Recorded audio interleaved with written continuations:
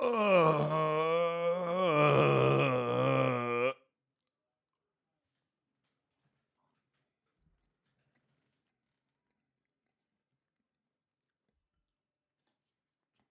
uh,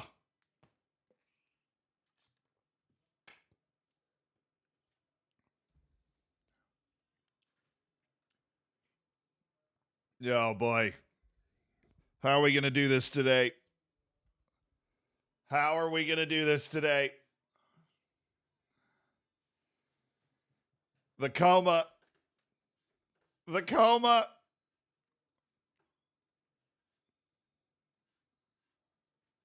The food coma.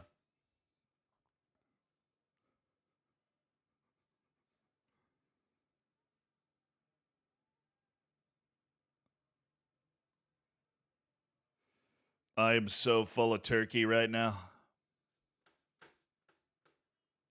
And mashed potatoes.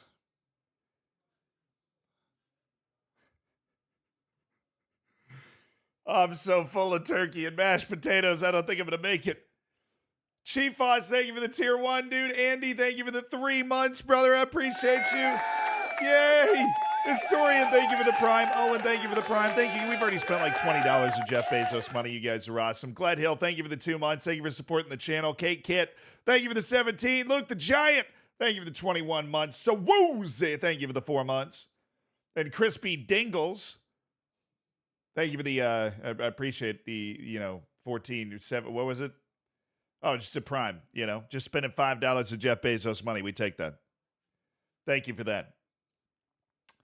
Say, I had a little bit of food yesterday. You know what food I'm in charge of on Thanksgiving? It's very important. Everybody in my family, the way it's subdivided, my mom makes like a lot of the stuff. Grandparents are pitching in, making some of the stuff. But every guy in the family has one thing they got to make. Right? One thing that you have to be in charge of that you have to make. What is mine? What would you think? Tough Now, thank you so much for the prime, dude. And Sophony, thank you so much for 3 months. Yeah, we're in an oldies kick today. Gary's very excited. Gary's excited we just spent $10 more of Jeff Bezos money. Thank you for supporting the channel. I'm going to be battling today. I've been bouncing back from my food coma. Battling. Absolutely battling. I mean, the ham. No. I'm not in charge of the meats. Come on. I'm not in charge of the meats. No, I wouldn't trust myself with the meats. Mashed potatoes. Look, I'm not a man of much culinary skill. But if you need an absolutely wonderful, heaping pile of mashed potatoes, look no far. Look no farther than the giant forehead in front of you. Because I can bless you with some mashed potatoes up in here. I've been making them for years. For the whole family on Thanksgiving, I'm the mashed potatoes. Adler's the green beans. Calvin's the mac and cheese. My dad does the broccoli cheese casserole, which even though it has broccoli in it, could probably kill you in a year if you ate it every day. How do you do mashed potatoes? Well, you mash the potatoes. And then that's it. Now, you know what the secret is? You take the water that you boil the mashed potatoes in, and you take a cup and scoop that water up, and you set it off to the side. And when you're mashing them potatoes up, and you're getting the butter, and you're getting the cream, and you're getting the salt and the pepper, you take some of that stock water, and you pour it back in, and you keep pouring it back in until it softens up just to the exact right texture. Hot diggity dog, brother. It's freaking good. Thanksgiving might be my favorite holiday. I know most of you guys don't get to enjoy it. Very American thing. Just get together with your family and eat as much food as humanly possible. But it's just a great day. It's such a fun day. I had a great time yesterday. I hope you guys did too. I'm sorry there was no stream, but we streamed on Wednesday to try and make up for it. So if you didn't make it to that, then clearly you're not paying attention to the schedule updates in the Discord. Diardo, thank you for the prime, man. Appreciate you being a part of the elite online gaming community, and thank you for supporting the channel. Enjoy the bacon, enjoy the emotes. This is your last opportunity to sign up for the online tournament, the Hampions League. which is a tournament between all of the subscribers to see who is the best at Football Manager. You get to pick a team full of former stars like Ronaldinho, for crying out loud. If you ever wanted to manage Ronaldinho in Football Manager, sign up for the Hampions League. The link is in the Hammer Herald. So if you are a subscriber to the channel, you got the bacon, the emotes, you're just a generally awesome person, and you have access to the subsection of the Discord. If you don't, you just haven't connected your Twitch account to your Discord account. Then you'll see a Hammer Herald. Go in there, and the link is in there. And then we're going to do a Save Your Saves, too, when I get back to New York on Monday. So, I mean... Only way you can get, if you're in that section, you can also be in the Save Your Saves. So if your save is broken, you know where to find me. Of course. Still no roast potatoes? Now we do mashed potatoes. Yeah, my full Thanksgiving plate. If you follow me on Instagram, I posted it. It's like a sumptuous. I'll see if I can pull up my phone and literally just hold it up to the dang thing. I mean, look at this though. Look at that. Look at that, bro. Look at that right there. I get one of the legs. You see those mashed potatoes? In between the mashed potatoes and the turkey leg, we've got some stuffing. And then we've got some gravy. And then on the far side, you see some mac and cheese, some sweet potato casserole. You got the cranberry sauce on the near side. Green beans poking out the far left. Underneath the mac and cheese, that's where we hide the broccoli cheese casserole. That was a plate. And I put in maximum effort to take care of that plate. That is a plate of food. Yeah, we crushed it. I crushed it. I went back for seconds. Bad idea. Didn't finish the seconds. But finished the firsts. I finished the firsts. Yesterday was my Super Bowl. All right, that was my Super Bowl. Speaking of Super Bowls, a lot of American football yesterday. It was great watching. Just kidding. The last two games were blowouts. Real crying shame. You know what else is a crying shame? Apparently Messi's a little mean. I don't know how I feel. I haven't decided. Help me decide how I feel about Lionel Messi just talking insane amounts of trash. Gan, thank you for the 8 months, dude. I appreciate you being a part of the habit. How am I supposed to feel about this? I don't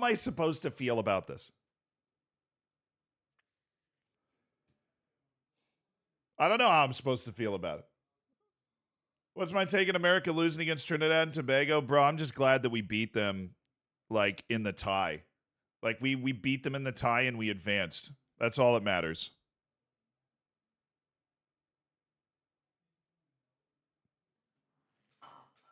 That's all that matters. That we won the tie. What did he do? Let's go over some of the evidence. Right now, I was looking through the soccer Reddit today, right, and there was like this giant compilation of apparently Fox Sports Argentina was translating the audio of the Messi and Rodrigo conversation, and Messi's just like,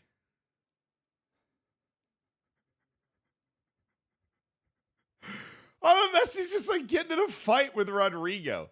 Which just strikes me as weird. So apparently Rodrigo goes like, you cowards, you went back to the dressing room because there was the fight in the stands.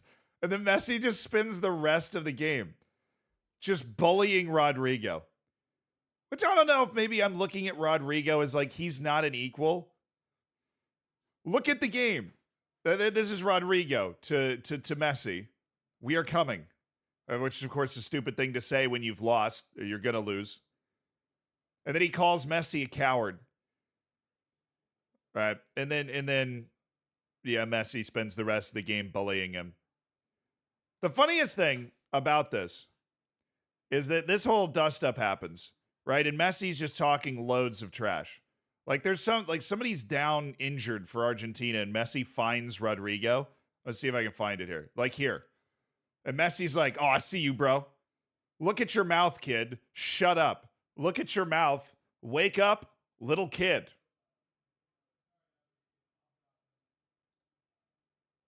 Okay. That's honestly meaner than I've ever, like, I don't know what switch got flipped in Lionel Messi's head. You know, when he was busy winning the World Cup. So it's fair, Rodrigo is the instigator. I don't know. They just like, it seems, we kind of talked about this, I think, on Wednesday, where it seems like Argentina's taking its cues from Lionel Messi, right? Which makes complete sense. But Lionel Messi goes an inch and then the rest of the Argentina team goes a mile. I just finished building a model But of Mount Everest. The funniest part, My friend it's somewhere on here, to scale. is Rodrigo's dad. Just to look at. Rodrigo's dad attacks Lionel Messi on Instagram, the saint who doesn't mess with anyone. This, I think, come on. Like,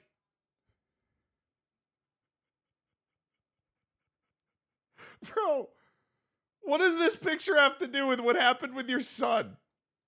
I don't get it. Okay, can I not work a browser? Thank you. So his son starts a fight with Lionel Messi. To me, surprisingly, Lionel Messi claps back super hard and starts talking all this trash and like absolutely suplexes Rodrigo, right? Finds him continuously over the rest of the game and is like, "What, little boy? What, little child?" You know, like, just like follows him around the field like, "Oh, you want to cry, little child?" Like, all this stuff, right? And then Rodrigo's dad, kind of proving the point that Rodrigo is, in fact, a little child, posts that, you know, oh, he's the saint that doesn't mess with anyone, which is how, you know, Lionel Messi was portrayed for a long time. But honestly, he started winning international tournaments when he started talking a lot of trash. So maybe he's not mean. He's just unlocked his true potential. And then you post this, and then you also just link another incident that has nothing to do with it. Like, your son did start this. Your son did start this. This had nothing to do with your son. You're just trying to make some giant rhetorical point that's going to miss. I think anytime your dad is piping up to try and defend you on Instagram, I think you've already lost. Honestly. If you need your parent to pipe up on a social media, I think the battle's over. I think you've already been defeated. It's over. Chad, I just loaded my save from 23 to 24, and value of my players and their current ability went down a lot. It should be that way. Comic, it shouldn't. I mean, I don't think so. I don't want to say 100% that's a glitch because I don't know. But I feel like it should not be that way. If you're being bullied in school and your parents can always make it better, right? No, I feel like, look, bullying's just bad. Well, no, these are professional athletes. I don't know if anybody was being bullied here. Yeah, I've got no problem with parents stepping in a bullying situation. But, like, I mean, this, you know what this reminds me of? Like the Gio Reyna situation, right? Where, like, this dude is a professional playing for a national team. Let him handle it. He's not, like, 14 years old, right? He's a professional playing for a national team. Let him handle it. Now, there was, of course, because the internet's the internet, like this giant outpouring of racism against Rodrigo because he happened to get in an argument with Messi.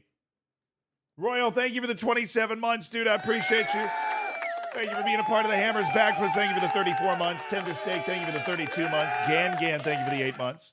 It's won my first UCL and EPL in my history of FM. I feel like Pep. Congratulations. Do I still have a code for Cyberpower? Not anymore, Stevie. I'm sorry, man. I don't have a Cyberpower code. Oh, which is like, it's obviously unacceptable. I honestly think when you meet most of these people that be posting that sort of stuff on the internet, they do it because they think it's like edgy and funny, like they're being cringe lord edge lords.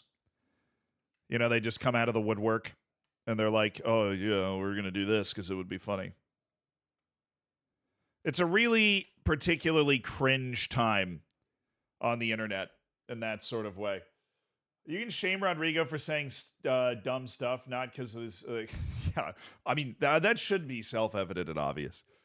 I don't even know if Rodrigo said dumb stuff. I mean, to me, what Rodrigo did against Lionel Messi, where he's talking trash, I feel like that's a whole lot better to me than him getting Messi's shirt after the game. Like, if I'm Brazilian, and I am definitely not, what Rodrigo did is I would be like, yeah, get him. Like, you know, when the U.S. plays Argentina in the Copa America final, which Let me dream for a second. When the U.S. plays Argentina in the Copa America final, I'm going to want Weston McKennie in Lionel Messi's face. Like, yeah, you've never even had a McDonald's hamburger. How dare you? Hey Zed, do we have a save we following? You anti-American. You know, like, I'm going to want that. I'm going to want that. Instead of, like, you know, Christian Pulisic's getting Messi's shirt after the game. No! I want a battle. I want to fight. Serginho Dest is going to be throwing haymakers. Do the over-under on Serginho Dest getting a red card in a U.S.-Argentina Copa America match might be halftime? Like, win the red card. It's going to happen. It's going to happen. It's going to happen. But when he gets it, I'm going to say before halftime. Like, if the U.S. plays Argentina, Dest is off before halftime. That dude snaps easy. He snaps way too easily. And so if we're playing Argentina, it's the United States and Argentina in Copa America. Watch out. We're pot one, bro. In Copa America. We are pot one. We are one of the 4 best teams in that tournament, according to the FIFA rankings. I know what you're going to say. Zealand. They're the FIFA rankings. I know you're going to say that. But look, the U.S. is in pot one. So technically, we're supposed to get to the semifinal. Technically. We get to the semifinal, we're playing like Brazil or Argentina. Honestly, I think we can beat Brazil. Brazil sucks right now. Brazil's probably the worst they've ever. Neymar's out with a torn ACL, and apparently he was the last piece holding them together. Remember what happened when Neymar was out in the semifinal in 2014?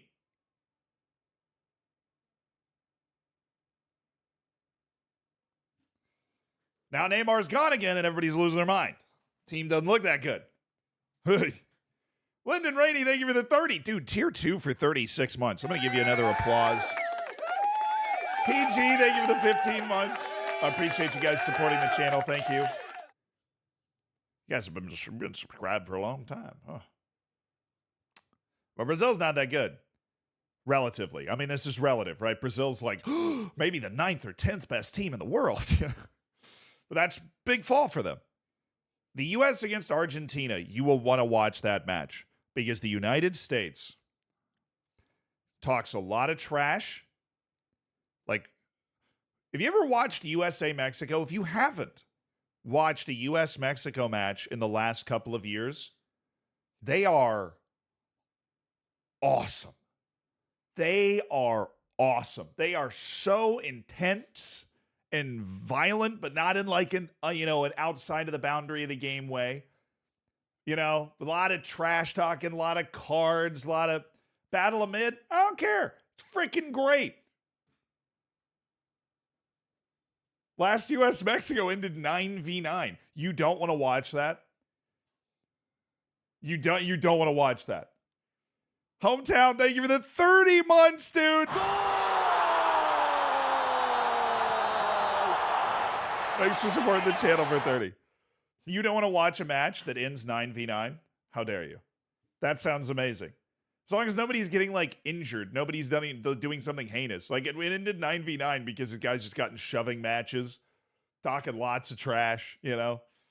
It's awesome. And the United States loves that and thrives in that back to the days of Kyle Beckerman, right? We have guys that just stir the pot, right? And Argentina loves to play there too. So I'm just saying if the U.S. and Argentina play and we are able to not get blown out early and it becomes like a match, you know, in the second half it's within a goal or something, that match is going to be super intense.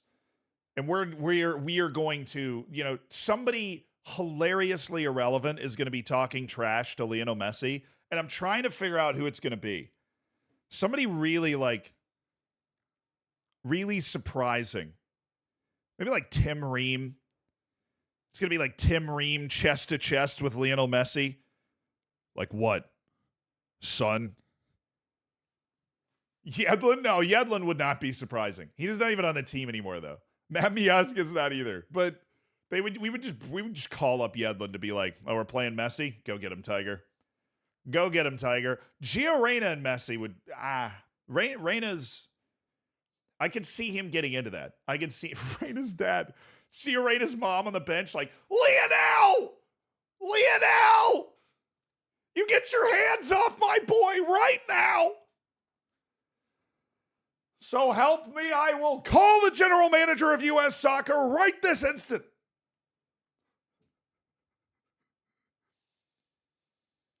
Hell hath no fury like a soccer mom. Hell hath no fury like a soccer mom.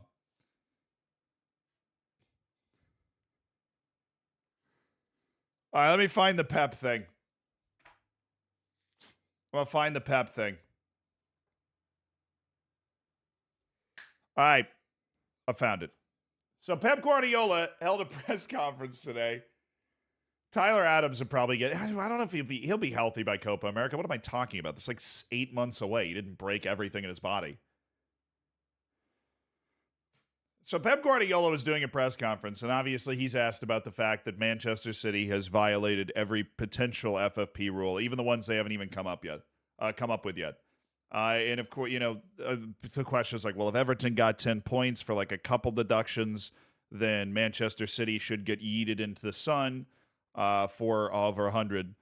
And he basically said, as you can see, Viz's quote tweeted this: I will not consider my future if we are in League One. I will be more likely to stay, which is an answer that, look, I've got nothing against Manchester City fans. I really don't. I don't have much against Pep Guardiola. So I don't necessarily, I'm not like rooting for those particular people to suffer. But I think that it would be really funny. I think it would be really funny for Pep Guardiola to be in League One. And so I want it to happen.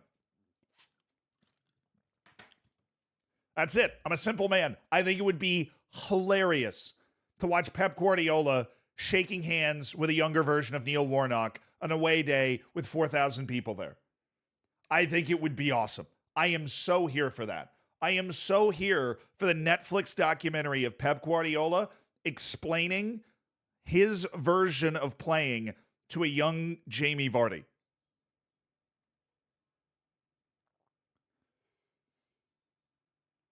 I would watch every single match. I'd watch every single one. I'd become a Manchester City fan for until they got back to the Prem. It would be so fun. Chloe, thank you for the Prime. Pep just says whatever. I think he's being serious. And the funny thing is, when you say stuff like this and you aren't in politics, you usually have to stick to it. You know, you know what I mean? Like, you say something like this, it's not out of the realm of possibility. Now, I have researched both of these situations, and Pep Guardiola also said the situations are different. He's right. The Everton situation is different than the Manchester City situation. The Manchester City situation is not the individual violations of Manchester City are not as egregious as the individual violations of Everton. Right? Everton only a few charges, but the charges were like, you missed by 200 million, right? Like, Manchester City's charges are like, you inflated the value of a sponsorship a bit, right? And there are 100 of them, which is still super significant, but they are the charges are different. The charges are different. As somebody that has had to read this stuff for videos, right, to research for the videos. Yeah, but I think Manchester City with Pep in League One, primetime television, I think it would be so funny. Every single part of it. Every single part of it. To the fact that Manchester City would be taking private planes for a 4-hour away day, right? Or that they would be showing up with this giant training staff, and the training staff on the other team is like Bob, who works in construction during the week, right? It's probably a little harsh for a League One club, but not super far off. It would increase the profile of the league locally. Is he done with his TED Talk? No. My entire life is a TED Talk. What do you think we talked about at my Thanksgiving dinner last night? This. I was abusing my grandma about the various intricacies of FFP.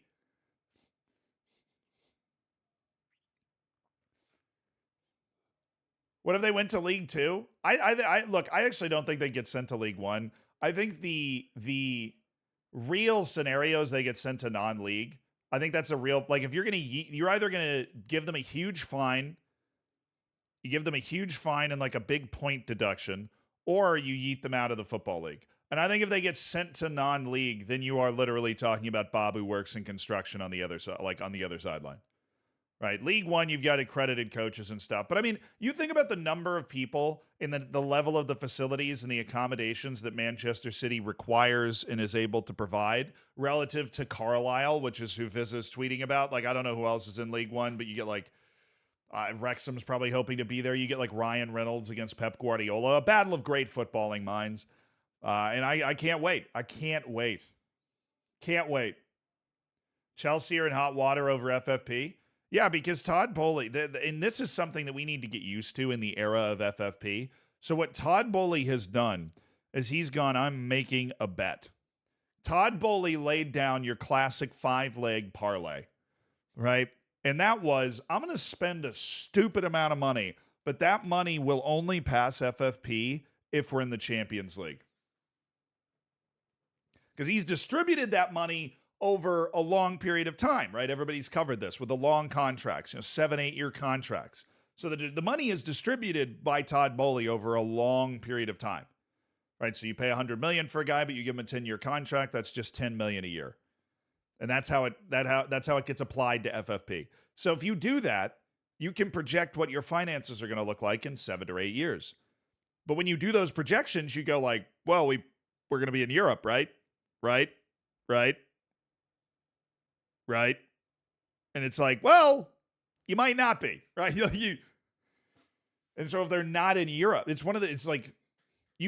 I'm not against that wager, right? If you look at it and you're like, we're going to spend all the money that we can and we're going to believe that this is going to get us into Europe. But at the same time, if it doesn't work, then you're failing FFP.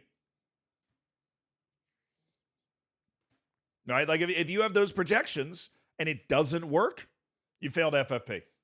But you could pass it if you could pass it if you get in, the other way. Like, oh, we're in the Champions League now. Surprise. Strategy is smart. Well, I don't know if it's smart. I don't know if you should ever gamble with that much on the line, right? This is why I believe Daniel Levy is not as bad of a guy as a lot of people would try and convince you, because my goodness, the guy at least runs a tight budgetary ship, right? He's like, this amount of money is going to go. This amount of money is going to come in. And you know who's not going to fail FFP as long as he's there? Tottenham. He's not going to fail FFP. He's like, this is how much I'm going to pay on wage. This is how much we can pay on wage. And then, if you don't want that, go somewhere else. That's that. So gambling's never smart. Well, you don't understand, man. I've got a sure thing. I know this team's going to win. Not going to win anything? I don't know, man. Chelsea sucks. United sucks. Arsenal needs to figure out if they can win anything yet. Manchester City is God tier. Liverpool's really good. You can sneaky Carabao Cup in that environment. Yeah, I get, you're like, well, they're never going to win anything. And I'm like, okay, but Liverpool's probably just a better version of that. Liverpool's probably just a better version of Tottenham. They don't spend money they don't have. They don't spend money that they would have to achieve anything to cover. United does, 100%. Chelsea's doing it. Manchester City's doing it, right? Everton's doing it, and they suck. That was like, oh, dude, I think it was the Everton fans. Let me see if I can find this. Let me see if I have Everton fan signs. Somebody, well, I'm not going to be able to find it with a Google that broad.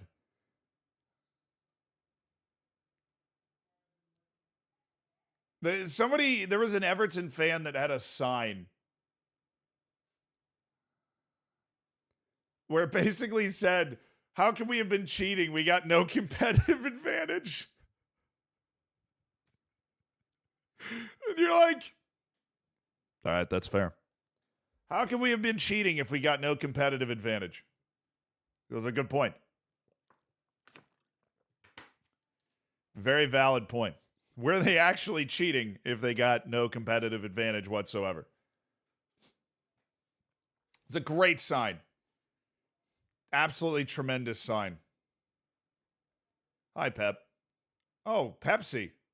It's up today. Huge. That's not what I was looking up, though. Wow, I didn't know Jurgen Klopp had beat Pep more than vice versa. That would not have been my guess. They escaped relegation last season. Look, obviously the sign was a joke. They missed FFP by like 200 million. But Sir Quinna, thank you so much for the Prime, brother. I appreciate you.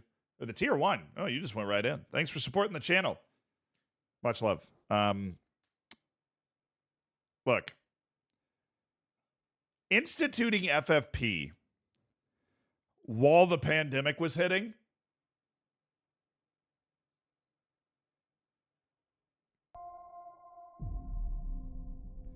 that's hard to do.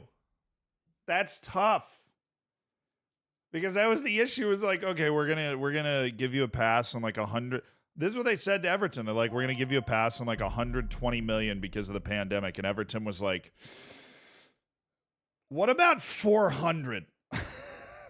And the FA was like, ooh. I don't know about that. Nathan, thank you for the 17 months. Teddy, thank you for the 32 months. That was basically how that interaction went. But instituting FFP during the pandemic was hard because FFP is based on the income level of the club. And everybody's income went, right? During the pandemic, just whoosh, crashed. Oh, gee, thank you for the 7 or the 6. I can't count. But congrats on getting that silver bacon, dude. I appreciate it. FFP is a bigger issue than VAR? I think so, yeah. I don't think FFP is an issue. I think that it is. I don't think the concept is the problem. I don't think the idea of creating something that helps keep teams financially sound and financially viable, I don't think that's a bad idea. I think that the execution of going like, well, if you make more money, you get to spend more money. And you're just like,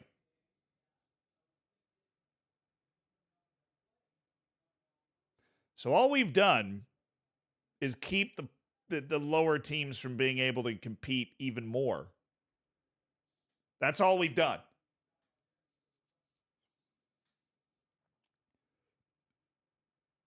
Like, no wonder you were able to get all the big teams to agree to FFP. No wonder. Because they're sitting there like, yeah, that Man City thing was scary. Where that team that was like lower mid-table all of a sudden became one of the, wealthiest teams in the league.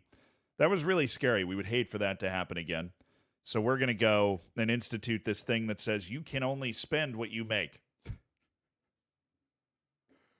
Like, obviously, they would say yes to that. I think the U.S. has a system for baseball, which is essentially when you are one of the wealthier teams and you spend more money, you basically have to pay a tax on it that goes to the less wealthy teams that aren't able to spend as much money. I think that sort of system makes more sense for a situation like the Premier League. I think that it would never be instituted in areas like La Liga because there's so much less money coming in, but the Premier League is swimming in cash. And if they really wanted to, like, allow these clubs that have unlimited money to spend that unlimited money, then the more they spend that unlimited money, the more tax they pay on it. Isn't baseball no, baseball has a money sharing program. Baseball has a money sharing program.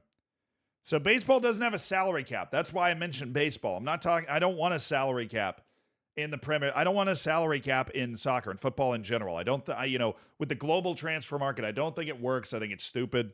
But baseball does have a revenue sharing model where the richer clubs, the more money they spend, the bigger the taxes that they have to pay down to the clubs that aren't as rich. Is City getting relegated? No, probably not. Like, let's be honest with ourselves. It's a luxury tax is what is, yeah. It's revenue sharing. It's not, yeah, it's And the Premier League does a better job of revenue sharing than most. But the Premier League is also able to do the revenue sharing because it makes so much money. Right? The Premier League can do revenue sharing because it's making stupid goo bucks. And when it's making that much money, it is able to go, all right, the winner of the Premier League only gets 1.6 to the 1 of the team that gets relegated, right? Like that's the ratio of TV income is 1.6 to 1. And so they can do that because the 1.6 still allows the biggest English clubs to compete with the other big clubs in the world. If La Liga was like tomorrow, they went, yeah, we'll just like evenly split all the revenue the league is making, then Barcelona and Real Madrid would both fail FFP instantly. And they would not be able to compete with Bournemouth, literally, because there's so much less money coming in. If Serie A did it, I'm pretty sure the league would fold. Like every top team would just... Yeah, but like, I don't know the solution to that. For like, if I am the leader of any league that's not the Premier League, I am at this point incredibly defeatist. Unless it's the Bundesliga, because the Bundesliga is just going to keep plugging along with the 50+1 and they're just going to be happy. But if it's any other league, I'm going to be completely defeatist. The French League, La Liga, Serie A, they're all doomed. Not doomed in like they're going to disappear, but I mean, it is going to be very, very difficult. Like even Real Madrid is just living off being Real Madrid. Like if you care about money, if you care about playing in the best league in the world, right? Like you're not going to go to Real Madrid. But you go to Real Madrid because it's Real Madrid. You know, when they call you, pick up the phone, right? But I don't know if that's able to last forever. And the moment that it doesn't last forever, there's going to be a realignment, a problem. And just look at Serie A. Clearly, it doesn't last forever because, you know, it used to be AC Milan and Inter and Juventus, right? Like, they were the teams that everybody played for in the 90s, right? In the early 2000s. That was the glamour, you know, not that Real Madrid wasn't, not that Barcelona wasn't, but those teams were on that level as glamour teams. They Italy'd themselves. Yeah. Like, I mean, anytime you talk about FFP, especially anytime I talk about FFP, I'm just eventually going to spin off into this conversation. That's why Real Madrid and Barcelona were so into the Super League proposal. It is. Because Florentino, as loathsome as Florentino Perez is, he's smart. Real and Barca are too big to fall. I'm going to be honest. I'm somebody that majored in history. I'm somebody that is an avid, passionate fan of history and studying history. And there are a lot of things, including some of the clubs that I just mentioned, that are too big to fall until they fall. Barcelona is like right there, dude. Right. Like Barcelona is basically bankrupt. Barcelona's so bankrupt, it's selling its TV rights well off into the future. And when they get to the future where they've sold off their TV rights, what the heck's supposed to happen then? They're just assuming they're going to be able to get more money in at that point to compensate for that. But anytime you start selling your future assets to pay off your present debts, you're robbing Peter to pay Paul, right? Because you're still going to have to pay Peter 5 years from now.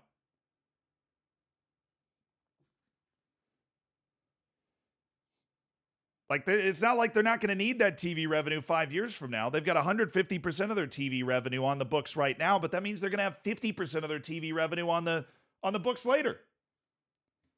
The only thing that could save them is that this is what I've heard. Like, Spanish banks don't want to be the one to call in their debts, right? Because if this first Spanish bank that calls in the debt that crushes Barcelona and like forces Barcelona to reset, they don't want to wear that. They don't want to be like the bank that, I have no idea if that's true. Obviously, I don't work in Spanish banking, but I had heard that thrown around. Yeah, it's like a terrible PR move to be the bank that called in the debt. And so they're kind of doing what they, you know, what they do with other very wealthy corporations where they're like, we'll give you more time to pay it off and this and that. But it doesn't mean they're too big to fail. This means they're toeing the line. Barcelona's already there. Real Madrid is also going to get there. Real Madrid cannot spend at the same level as any team in the Premier League that's in Europe. They can't. They're just living the name. Like, I would say any team in the top 6 in the Prem, as long as that team is in Europe, like any one of the big 6, is able to spend so much more money than Real Madrid.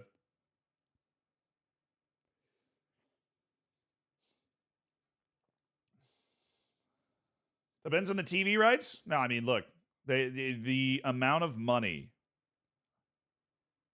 that, like, Real Madrid's FFP is coming from the fact that they're Real Madrid. It is not like, all you have to do is look at the bottom part of the La Liga table, and everybody hates their owner, and everybody's running out of money, and everybody's in crippling debt, and it's ugly because the league itself is not providing the money. Real Madrid being Real Madrid with the brand and the clothing sales and the tour in China or whatever, right? Like, that is what is bumping up their FFP. It has nothing to do with the league.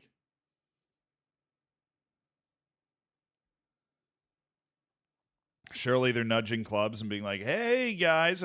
Chelsea did a really good job of that. Chelsea did a really good job of using Saudi Arabia to be like, hey, we got all these dudes on huge contracts. You want to pay for them? You got all these contracts. They're all yours. I'm loaning them to you.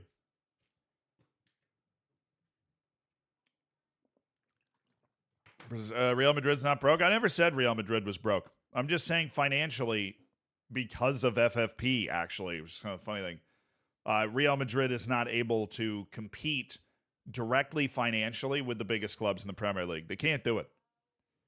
But they're still Real Madrid, which is why they're able to outspend the vast majority of clubs, because they have such a massive brand and marketing machine. But there's a difference between, like, Barcelona's broke, right? There's a difference between being broke and not being able to financially compete. There's a very large difference. Barcelona's broke. Real Madrid just can't financially compete with the biggest clubs in the Premier League just because of the way the TV deals have worked out. And the fact that the Premier League is, China has more English speakers than all of the United States.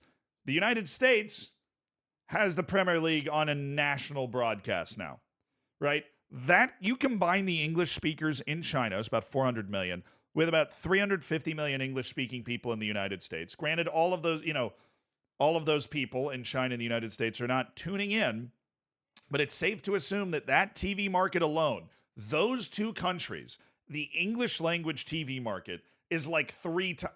I mean, well, what's that? 700 million people. That's 10 times the size of England. It's 9 times the size of England. And so you're selling to that TV market. That's before the rest of Europe and Africa and, like, even the friggin' Faroe Islands when I'm there. They all have their own Premier League teams. They're all fans of their own Premier League teams. That's why the Premier League makes so much money from TV deals. That is. Love the streams. There's only 10 million English speakers in China. That is so not true. Like, Vladu, that is very, very not true. They do a really good job at teaching English in China. Like, they actually do. I think you're mistaking English speaking with able to speak English.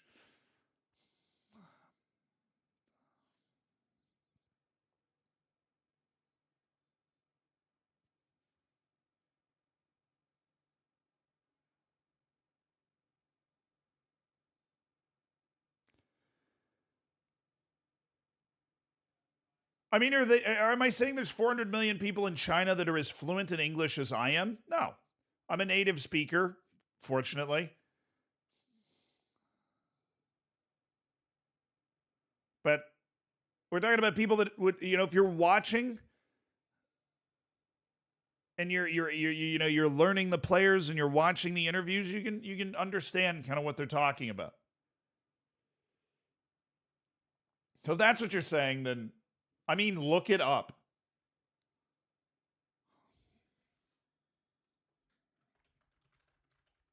I'll do what you did then.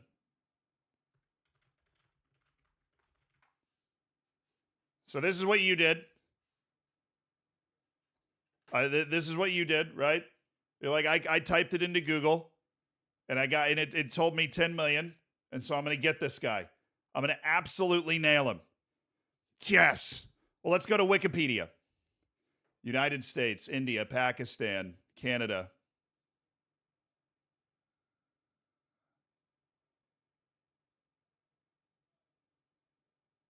Okay, well, we've definitely gone over. What is this ordered by? Oh, whatever. I'll find the article.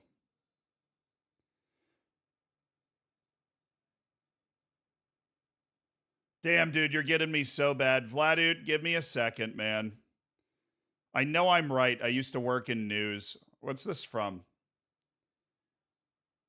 The Telegraph? All right. How many people in China are able to understand English? If I'm not able to find this soon, Vladude's going to have... Okay, there we go. We're working our way up. Figures of English learners rise up to 300 million. Most statistics about actual... Okay, so it's the difference in the definition. Oh, this is LinkedIn. This actually is the exact sort of conversation I would expect to find in LinkedIn. Oh. So it's a difference in definition.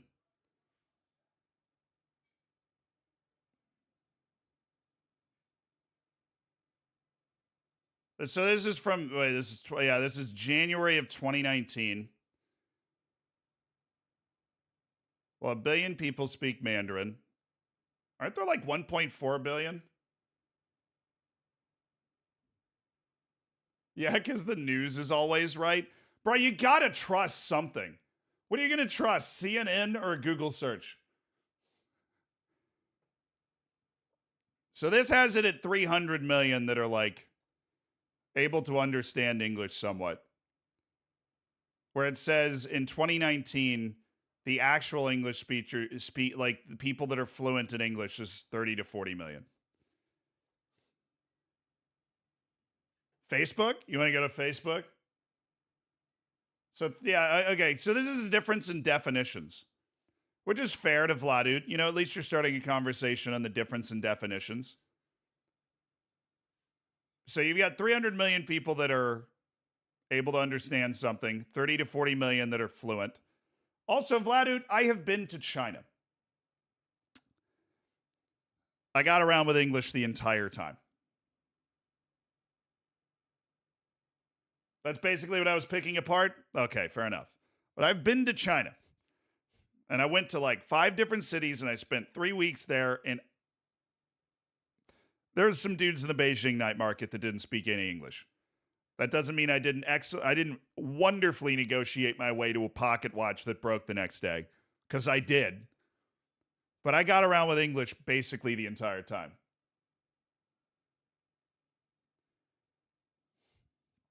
Okay, so let me read. Okay, 300 million people in China are conceivably able to understand English well enough. 350 million people in the United States. Then you throw in India, just because I didn't include them before, where English is a main language. Shout out UK, rocking and rolling. They knew they were recruiting their TV audience for later when they started the Premier League. Genius. And you throw in all of those together, and you're talking about over 1 billion people outside of the UK alone that are available in native language to take in the Premier League. That is why, yeah, then you can toss in Pakistan too if you want. That is why the Premier League TV deal is so massive. That's why the Premier League TV deal is massive beyond what any league can, compare to. Because you're not going to, like, so many less people speak German or Italian or Spanish, right? Like, if you're playing in the Premier League, 1 billion people are at least able to watch you because of their TV deals. Well, that's good. I needed to change the number from 400 to 300. So I guess, the number from my news days was wrong, too. It's always good to learn something.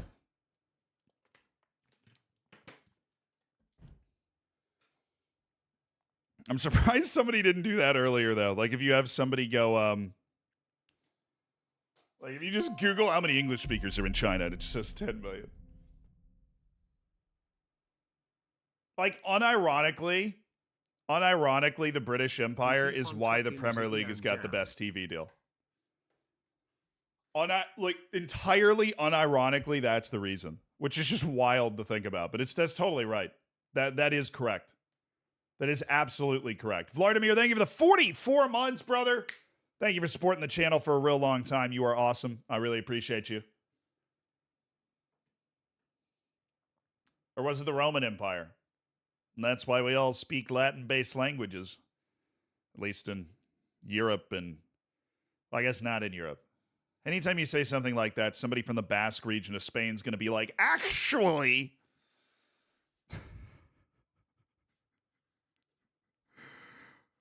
Actually... Cocky, thank you for the prime, brother. I appreciate you being a part of the Hammers. Enjoy the bacon, enjoy the emotes. Thank you for supporting the channel with your free sub, courtesy of Jeff Bezos. How are the seasons going? We just got our new job. And we just crushed Stellenbosch away after losing to them in the top league. But because we lost that match, we have 3 wins in our 4 matches, and we're actually in 6th. But I'm really happy with the team we've built. And we are about to add a couple of brilliant players over the next couple of days because we had to wait a whole month for work permits to get approved, dude. What was the coach's challenge? It's like some preseason charity tournament. We won it, though, and we won a freaking trophy, and nobody can take that away from us. But other than that, we don't really know what it is. Oh, Opa Sangante had his contract mutually terminated. Hey, do you want to just come hang out for a couple of weeks? You can train with us and show off those mad skills. It'd be sick. It'll be sick.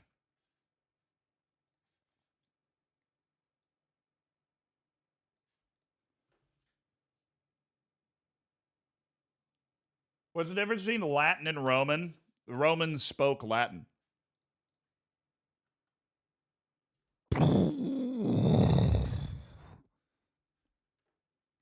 Romans spoke Latin. So that's there's not like there isn't a difference between, I mean, I'm sure Latin as it's taught in the modern sense where it's a dead language that we study just to figure out the roots of other words, right? I'm sure there is a difference between what they actually spoke and that.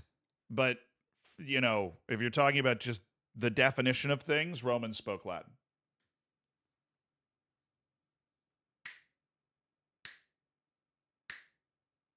How's the mad goalie doing? He joins us in a couple of days. Did Latin speak Roman? No.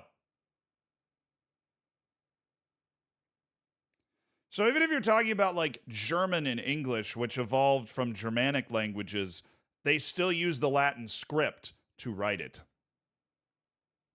So if you really think about it, it all just comes back to the Roman Empire. Crazy.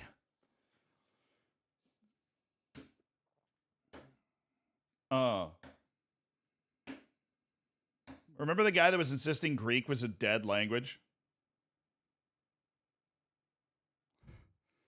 Anything's a dead language and you're playing in Nations League C. Am I right, boys? Yeah, that's what I'm talking about. What is this meeting? Oh, it's about Husseini. Right. That's why we brought him in. He's a great player.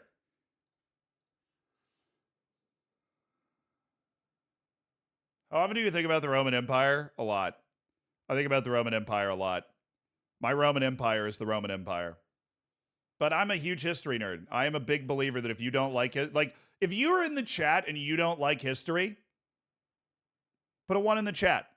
If you're in the chat and you're like, man, history sucked. I hated it growing up. I hated the classes. Then put a 1 in the chat. You're like, man, it was just, it wasn't your thing. I know you guys are out there. You're not going to get banned. You're not going to get banned. You're not going to get banned. No, I'm not trying to hate on you. I'm trying to share you I'm trying to share a cool history. Like if you had bad teachers, and I'm not blaming you at all. I think history's really boring if it's just like, what date did this happen and you didn't know that, little Timmy? And well, you got a 0, right? Like it's really boring that way. But yeah, so am I going to get banned? I definitely didn't frame that up the right way. So sorry. I was really just curious because I think I am a believer that unlike math, that if history is taught and from the cool perspective, that everybody enjoys it because history's just like a fantastic TV show, kind of. It really is. It's just a great TV show. It's like a sitcom. Fascinating.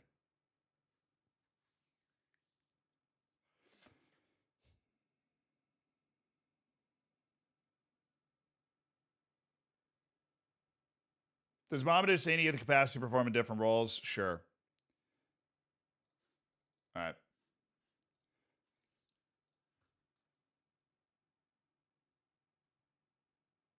Yeah, baby. Let's go. Any part of the world you've not been to? I haven't been to South America, which surprises a ton of people, but I've just never been down there. Speaking of South America, we just signed Erwin Saavedra from the Bolivian national team, and he has no business being in this league.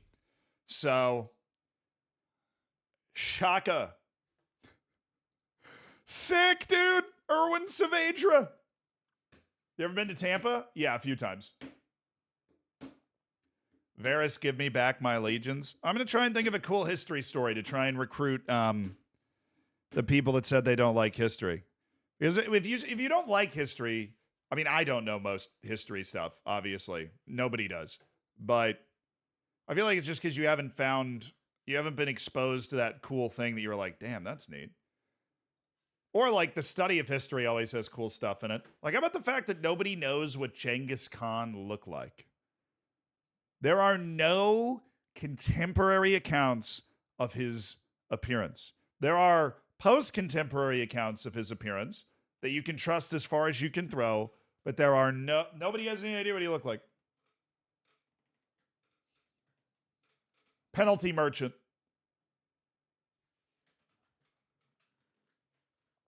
Nobody has any idea what he looked like. I always thought that sort of stuff is just crazy because, like, everybody has heard of Genghis Khan. Like, everybody's heard of him, but nobody. So he was from the steppe. Dude could have had red hair. Could have been from the northern part of the steppe, the northwestern part of the steppe. Could have been rocking out with a red. Like, funniest dude in history. I don't know if I would have gone with funny as the first descriptive word, but like you can. Could have been Angry Ginge. Yeah, he was Angry Ginge's relative. Something like that. No, he was born, and they know where he was born roughly, and he was born in like Western Mongolia. So in our modern sensibility, we can build like in our mind's eye what he probably looked like. But 1,000 years ago, people weren't where they are now, especially in a territory where nobody lived in an established place. So it is not entirely clear what he looked like. Hannibal either. You remember that guy that beat up Rome? Nobody really knows what he looked like either. That is for an entirely separate reason, though. That is because the Romans hated the Carthaginians so much that when they beat them a third time, they destroyed the entire civilization. I don't know if I've ever hated anything that much. Besides that one agent. And the taunt and save. What the hell was his name? Nathan Burgess. I hated Nathan Burgess that much. I wanted to destroy his entire civilization.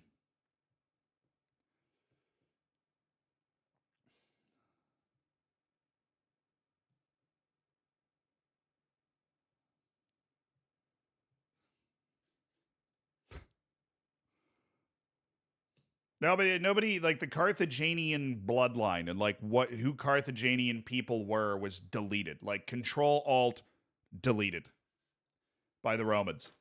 They Alt F4'd them right out of existence. So nobody, like Hannibal, dude could have looked Greek, could have looked like he was from the Middle East, could have been black. You got no clue, man. The issue is the Romans just called them Africans anyways because they came from Africa. So when the Romans are writing about them, they're like, the Africans. And you're like, would you care to explain?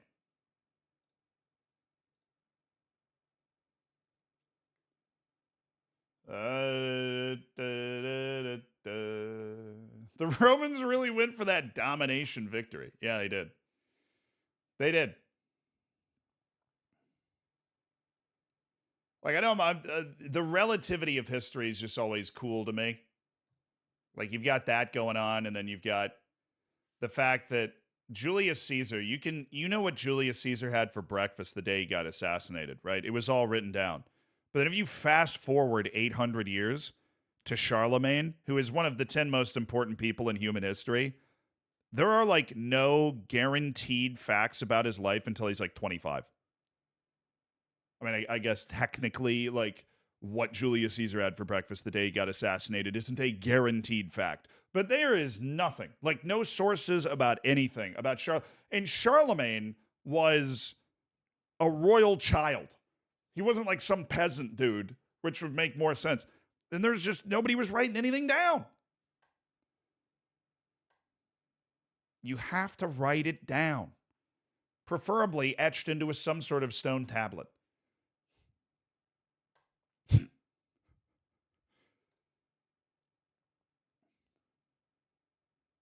Charlemagne the God? Yes.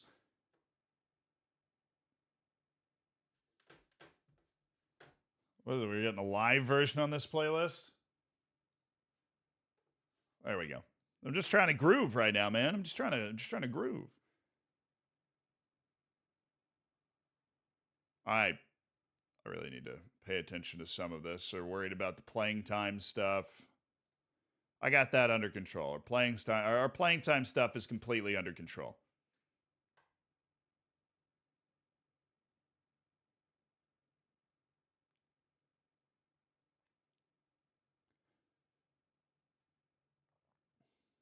You know the word for king in Eastern Europe? Yeah, Kaiser also means Caesar. Everybody wants to be Julius Caesar, man. The Kaiser, the Czar, it all means Caesar in their own language. Even freaking Napoleon was like, I am Caesar. Do you think Erwin Saavedra will be able to overcome the language barrier? Yes. Hopefully he can be a star for us. Him and Bungani Zungu, they're going to play together, yeah.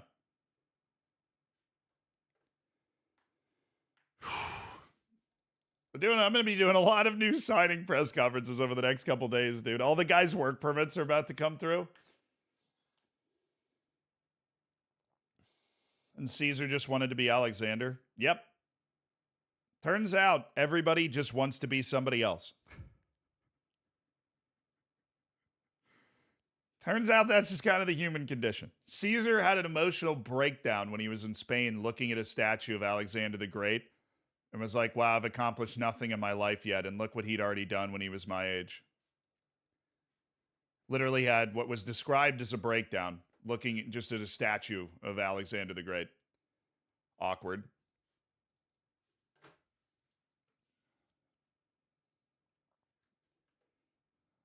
But, then that inspired him to just, like, go to war 40 times. So, who did Genghis Khan want to be? That's a good question. I don't know if there's a concrete historical answer to that. He was born as the child of, like, a local chieftain in a tribe in Western Mongolia. And then just kind of kept conquering things. He wanted to be messy. I thought he was more of a Ronaldo guy, actually. I thought Genghis Khan was more of a Ronaldo guy. Oh, hello, sweet Ilyashkurin, our new Belarusian center forward. Oh, yes. Intensive language course, but of course. This is exactly what I'm talking about. I'm deep lying forward, maybe? Yeah. That'll probably work better with the team. But now we've got 6 foreign players. Oh, me, oh, my. Kim Fweedy, see you later. And Lebo Malala. Oh, Sale. Oh, yeah, we'll go ahead and do that, Sale. See you later, dude. Thanks for the cash. Last year of his contract. You have to make choices that are initially wildly popular, easy to explain, but that will eventually benefit the club. Yeah, okay. That's what we've done. Who's on the transfer list? Vincent Poulet, and he doesn't have anybody interested in him despite our best efforts. So we are going to go to find the other guys that aren't supposed to be here, which would be... Where's, what happened to Mavwidi?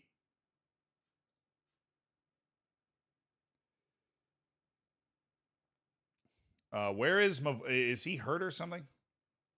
Oh, he's unregistered, which is why he didn't pop up. My bad, dude. Sorry. Kim Vweedy.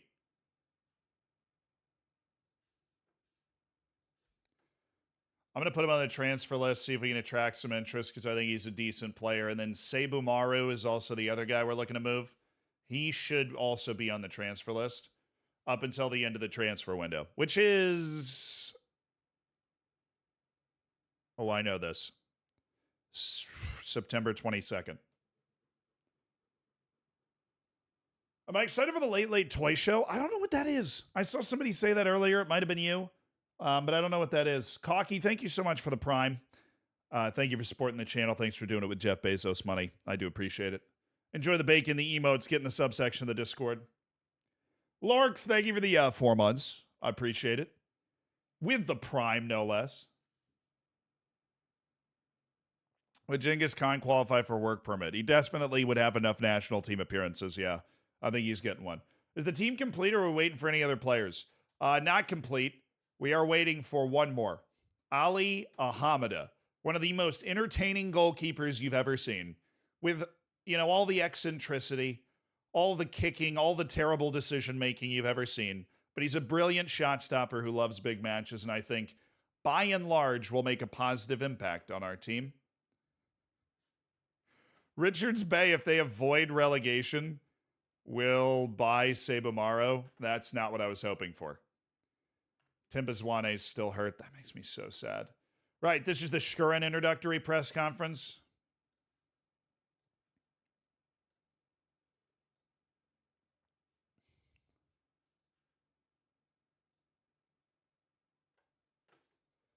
All right, I'll hyped up Ilya Shkurin as well.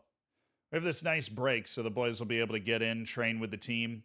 We have 3 players that just got called up to South Africa. Kudumela, Mabasa, and Vincent. He called up a guy I'm trying to sell.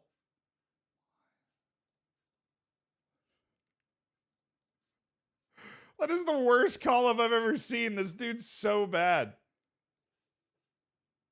I'm going to hire an intermediary. I'm hiring an intermediary to sell Vincent Poulet. We got to find a team somewhere, guys. Why is Messi mean? Oh, he just got in a big argument with Rodrigo. He talked a ton of trash to Rodrigo. But I think we decided that Messi's not mean. I'm going to change the title. Because I think we decided Messi's not mean. We ended up making fun of Rodrigo more.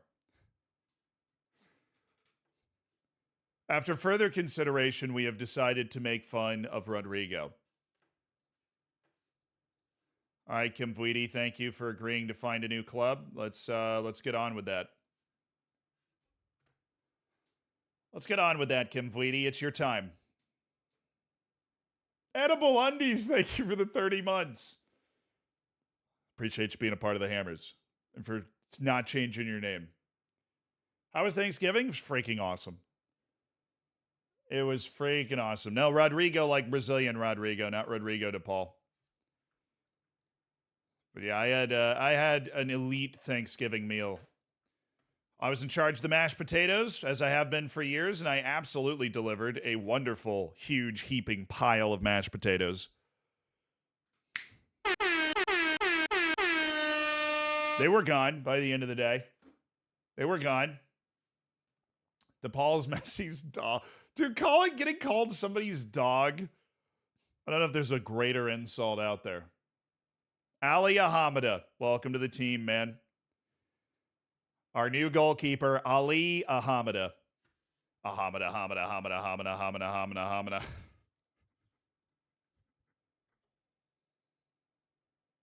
New champ? New champ? Ali Ahamada. Oh, where's Maru? Gotta get Seibumaru off. No, I think sweeper keeper on support is definitely what this guy's supposed to be. Can I convince Vincent Poulet to find a new club?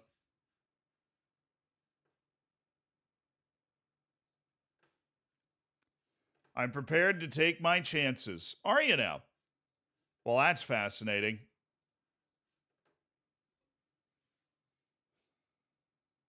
How do I cook my mashed potatoes?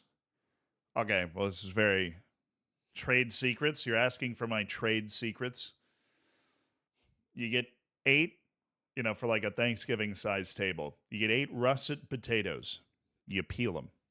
You peel the 8 russet potatoes. You put them in a pot of cold water. Cold water.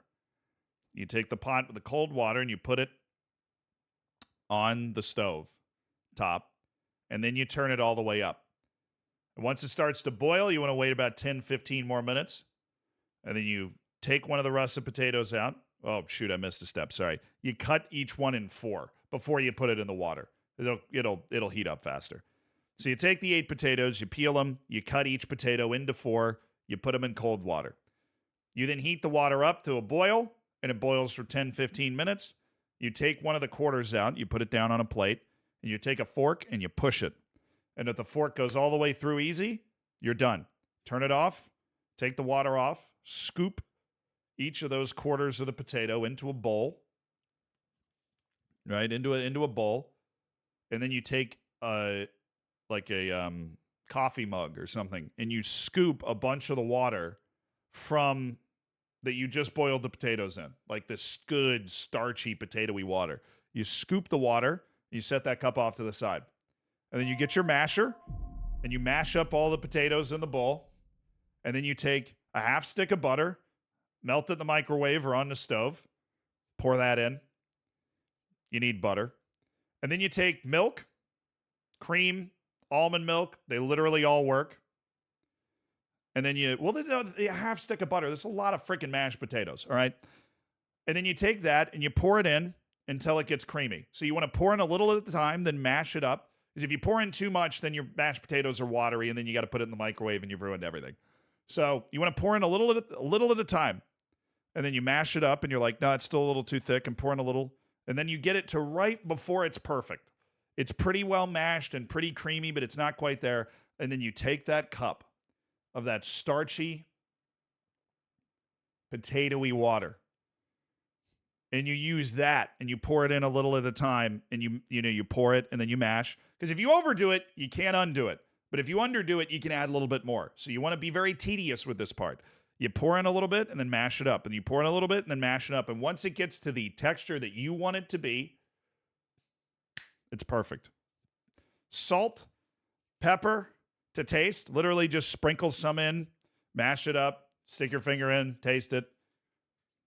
Put the pepper in, mash it all up, mix it up, put your finger in, taste it. Boom. Perfect. Frigging awesome. It's a very simple thing to make. Look, don't hate on the potatoy water, right?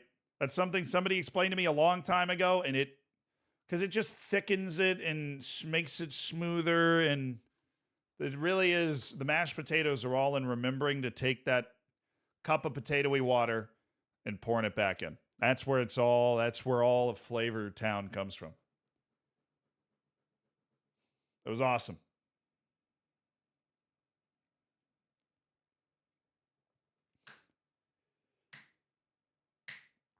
Yeah, so I was in charge of that, but everybody's dish was great. Everybody's dish was great. This is a good offer. Congo Team FC Saint Eloi Lupopo is in an offer for Kareem Kimvwidi. We will take that offer and move Kareem Kimvwidi on. Leganolo Masalesa has now left. Oh, my dude, you just signed Mohamed Husseini. Don't go getting hurt after you just signed. That was a brutal match practice. What happened to the Leopards? We got a new job. New day. I'm going to turn on the fan in this room, though. We got a new job.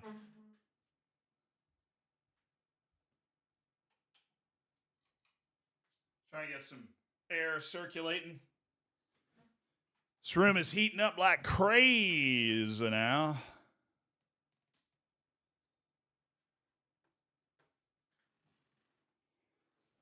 We definitely didn't get sacked. We got a new job.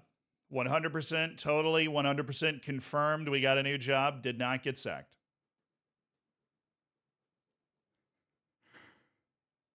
Zyko Goat, thank you for the 3 months. Jamster, thank you for the 6 months. I appreciate y'all being a part of the Hammers. Thank you for supporting the channel. Thank you for being great people. Positive members of the community. Try to get my Ben out of the Sundowns. Maybe. Why do I remember that name? Were we already bothering him to try and get him out of there?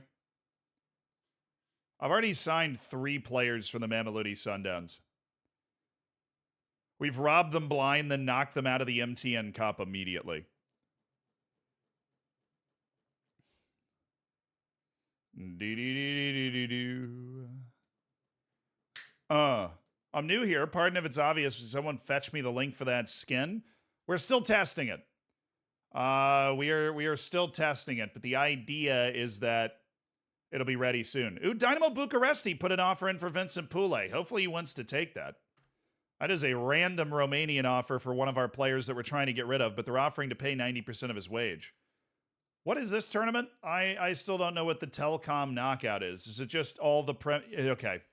It's every team in the top flight of South Africa. We're playing Chippa United. Do they have so many cups? There's a cup for the teams that finished in the top 8 last year. There's a cup for just the teams in the top flight. And then there's like the Nedbank, which is every team in South Africa. Are you serious? He rejected it? You got an opportunity to play in Europe and you rejected it? Oh, I don't like you very much, Vincent.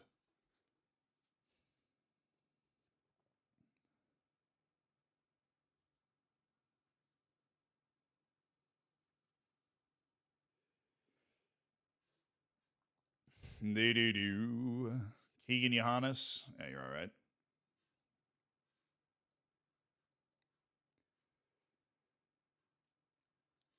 You're all right. You're solid. So this is going to be the debut for four players, 3 players. Saavedra, Alhamada, and Saavedra, Alhamada, and Shkuran, Ilya Shkuran. It's all their debuts. And hopefully Husseini will beat out there too. All right. See you later. Kareem Kimfuidi. We appreciate your service, Kareem.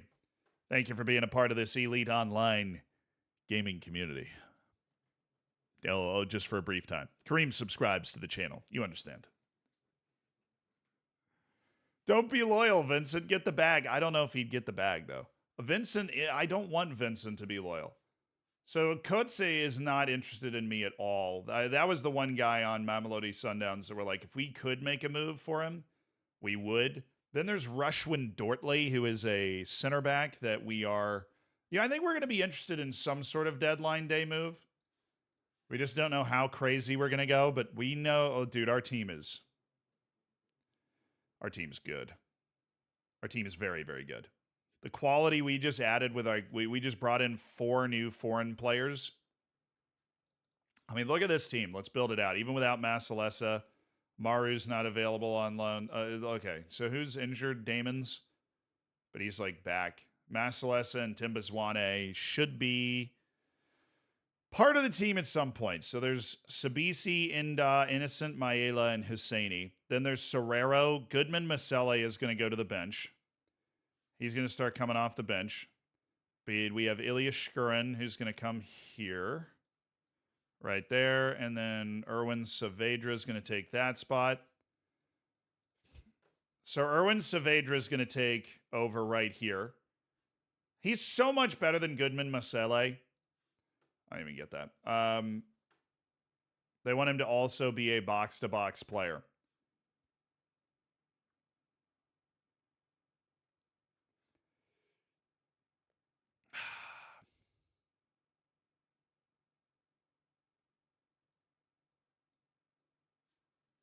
Now, I know what I'm seeing. I know he's a great choice to play in that position. I know what I'm seeing. And then we have Kermit Erasmus. What a baller. What an absolute baller Kermit Erasmus is. Ilya Shkuran, who's going to come up here and play as a... Oh, they want him to play as a pressing forward? I guess he does have excellent pressing forward tendencies. So we'll try that at first, but we'll see how he plays offensively. That would be my concern. But this is a very good team. This team that we have assembled. Then there's Morena, who's got the crazy pace. We're going to have him up here for Mobby. We don't really like Mobby. Radiapane is a player we're looking to move. Although we had him on the transfer list. I'm going to put Radiapane on the transfer list, see if we can attract some eyeballs. Because we have, especially with Shkurin coming in, we've got room. I probably want to sign one more center back, but outside of that, I think we're good. I'm going to need one more center back, but what a team. Oh, Alhamada.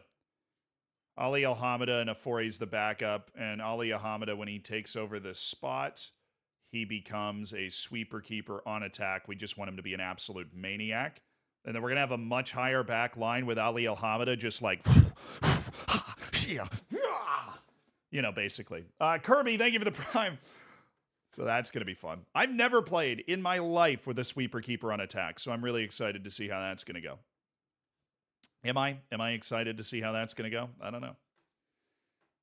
I might be.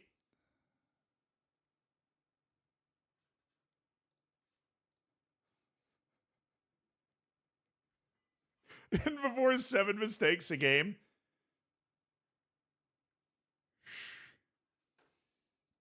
All right, that center back's either going to be a free signing or we make a sale and we're able to go and sign that 22-year-old that we think is just a cool guy. Oh, Rushwin. Dang it, man. Now I got to go now.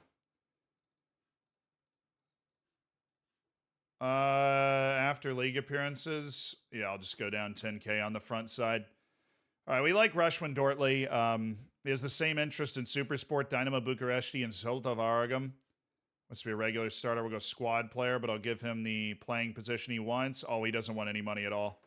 You got to love guys that just have no idea what their value is. You know what I mean? Let's get that under 100K. The actual salary impact's 117K. All right, so let's look at our transfer list. Now we should have 3 people on it. Pule, Radiapane, and then if we get rid of the unavailable thing, then well, Kim Vweedy is moving in January, I guess. It's already set. But then Radiapane and Vincent Pule. Dean Hotto's already gone out on loan. Let's explore a loan. Let's explore a loan with this guy. See if Pule's got anywhere that he would be interested in. Seibu Maru.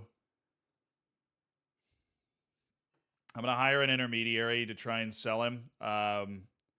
Expected offers in... All right, so we've got a continental agent. We've got a regional agent. Intermediary fee of 4%. Let's try Josip Alexic. I'll take the intermediary with the lowest fee. Find me a deal, man. Expected offers in by tomorrow evening. Let's go. Find me a deal. We got to move Maru out. He's not going to be registered. There's no point in keeping that guy on the team. We just got to move him out and have somebody cover his contract. That's a 16-year-old just getting worse like that. You love to see it. All right, offers. You said tomorrow evening. It's tomorrow evening. Please. Oop. Oh. There it is. Hellman Sport. Yeah, that works. That works. I'm cool with that.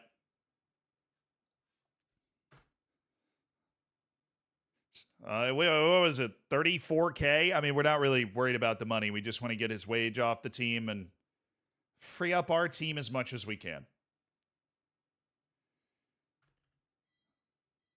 Saibu Maru was good for us, though. We liked Saibu Maru. Defrost, thank you for the 16 months. Clover, thank you for the prime. Thank you for being a part of the Hammers. Enjoy the bacon. Enjoy the emotes and defrost goodness. We've been together 16 months already. It's been so long. I appreciate you. How is Bad Boy? Did the group therapy work with him? He was sitting in the corner just glowering at everybody. For those wondering, if you check out our, what was that, our youth intake? Is that where Bad Boy was? Where's Bad Boy? Was he in he's in our U21s?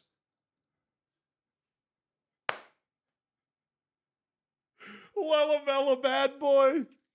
Yeah, he was just sitting in the corner wearing like a freaking suede biker jacket. Like nice, but also intense.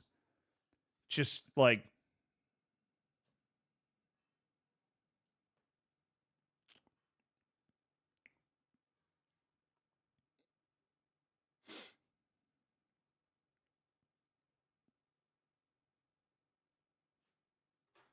You know, like I'm thinking something like Charlie Sheen and Ferris Bueller's Day Off.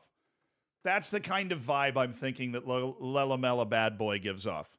I don't know if you guys ever seen Ferris Bueller's Day Off, but Charlie Sheen's in that movie, and I think he plays the character really well of what Lelamella Bad Boy is all about, really.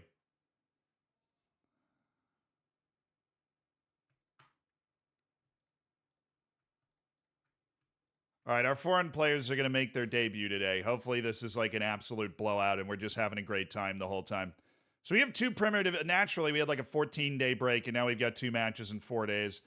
And then we have our second semifinal in the MTN, which we will be playing backups in, and then we play the Swallows. Okay, but we just want to get back to winning ways in the league. We lost our last league match away to Stellenbosch, which was super, super, super annoying. Gregory. Oh, this is a blessing right here. Mombot has just showed up bearing gifts, chat. Mombot has just showed up with a plate of Thanksgiving seconds. Thank you so much. Oh my. Thank you. Look at this. Look at the gravy. Look at the green beans. Look at those sumptuous sweet potatoes in the front right here. We give it a twirl. There's some broccoli cheese casserole. Yo. Mombot coming in so clutch.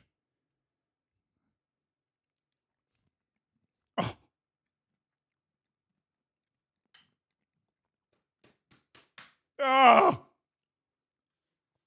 Oh my goodness. So good.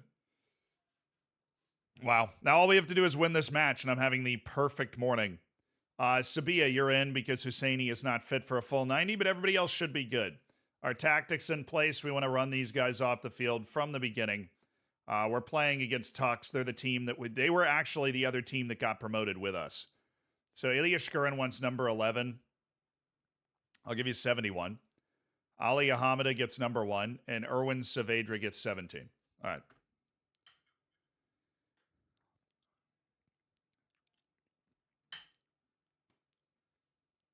The camera's shaking.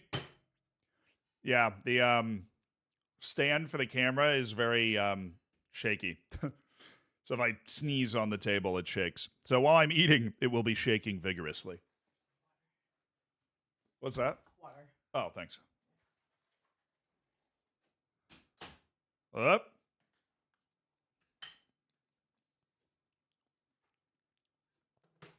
Do you think that an American 13-year-old will actually reach his potential?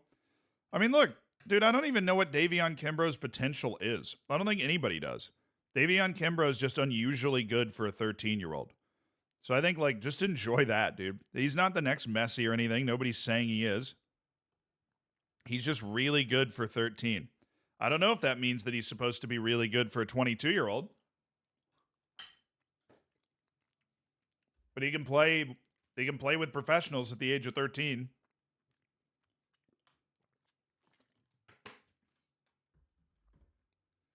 All right, pick up where you left off last time out. We blew out Stellenbosch. Let's do this. I love our home stadium. Thing's massive.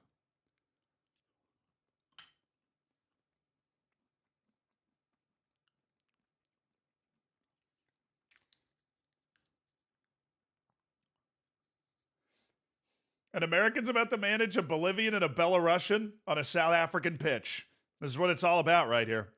So all eyes on Saavedra, Ahamada, and Ilya Shkurin to see how our 3 new boys do. These guys we've been excited about for a month.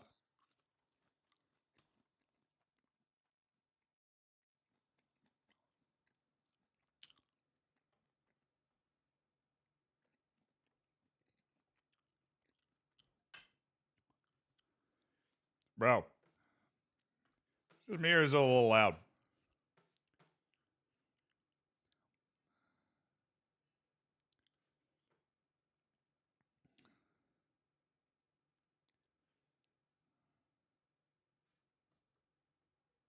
Hey, take it low.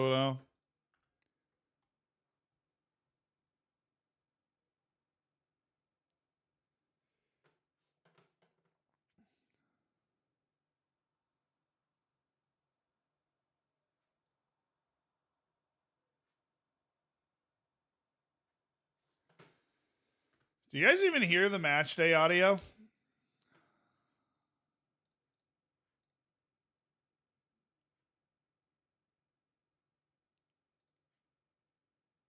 Oh, the output device is wrong. Fair.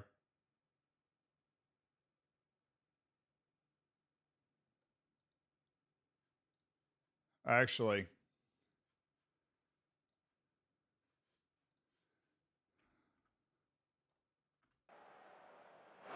There we go. Now I can control the audio. Easy.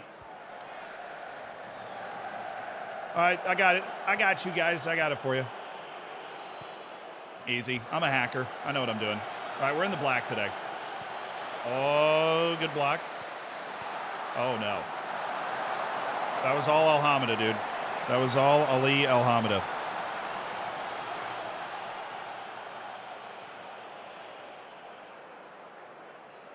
The GOAT goalkeeper.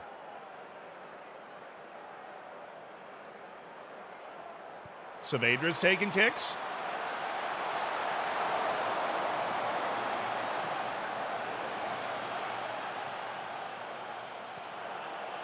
Oh, there you go. Maseko. This is the kid with the outrageous speed, like 18 acceleration, 19 pace. Serrero.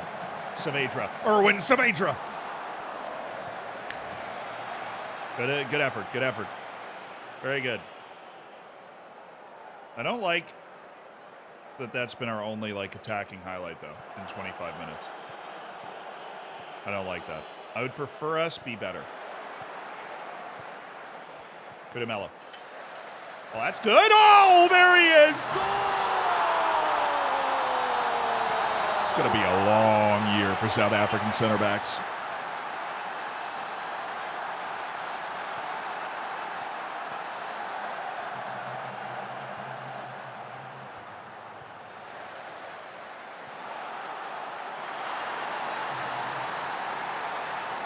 Yeah, I think he's going to be fine.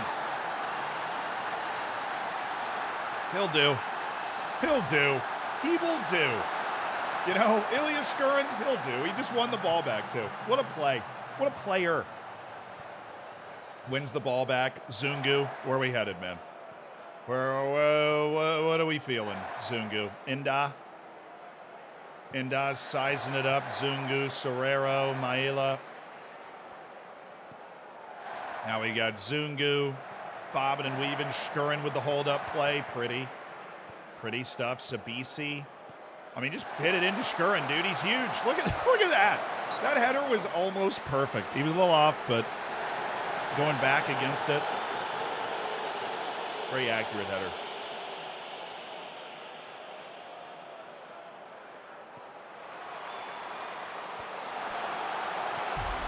Oh, Skurin.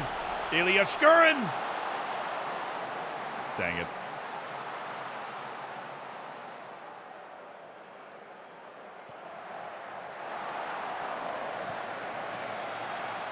All right. What do you got for me?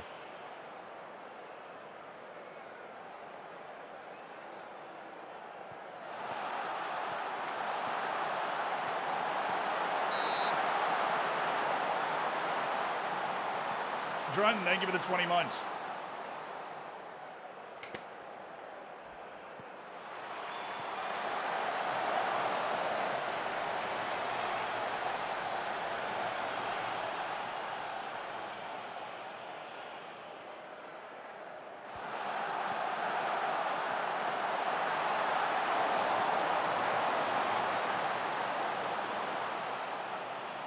He does win every header. I mean, he's got 15 jumping reach, and he's, like, good with the heading, too.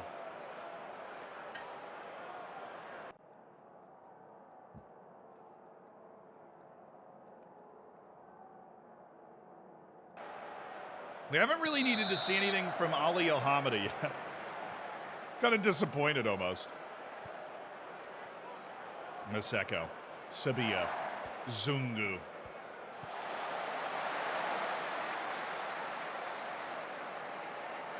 We really overhauled our midfield. We have such an amazing midfield now.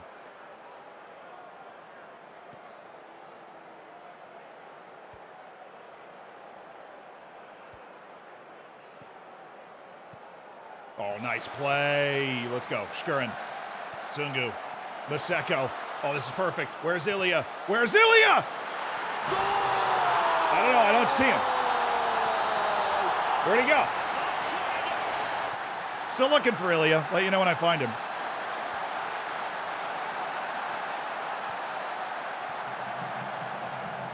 Ilya Shkurin. Golden Boot winner in South Africa. Belarus's superstar striker. What a neat little player Ilya Shkurin is, huh?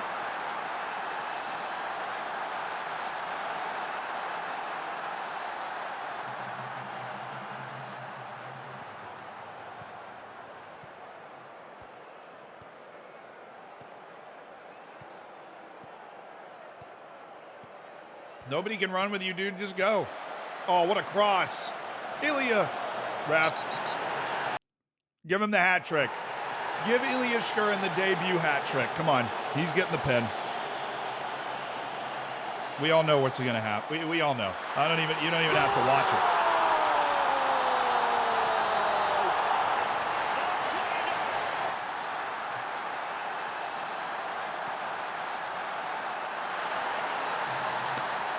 Well,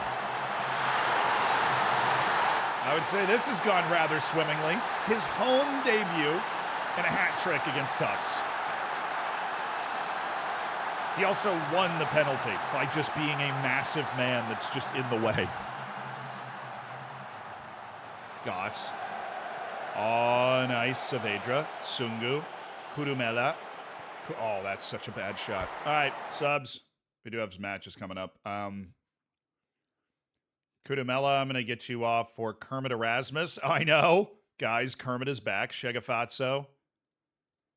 I didn't set that up well, but there you go. And subs in the midfield, perhaps. Goodman Masele and Azola Matros. And perhaps one at the fullback position. Tapelo Moreno. Be on the lookout for him. He's got a ton of pace. He might contribute to a goal here down the stretch. Especially when I'm chasing a goal, that's going to be a sub that I make. Hopefully we're not chasing a goal much. Oh, Mabasso. Oh, come on. You can't miss it and be offside.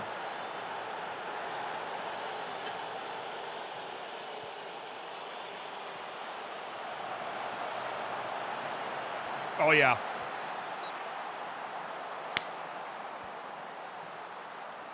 Is Davian Kimbrough's team in FM? Yeah, they are, but they're not playable. He's also 13. You can't be in FM until you're 16 unless you have written permission.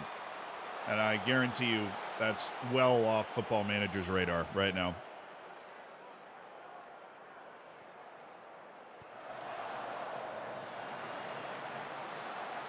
They only do that for like Odegaard and Yusufa Moukoko. I don't even think they did it for Moukoko. He was like in Dortmund's first team and he still wasn't in FM.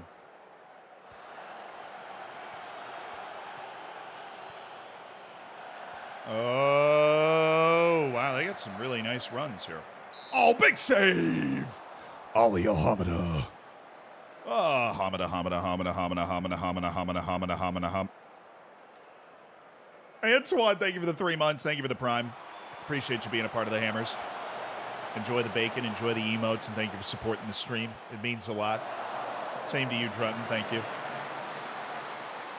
How the Leopards doing? They actually won a match. It does. I mean, obviously, it's early doors, you know.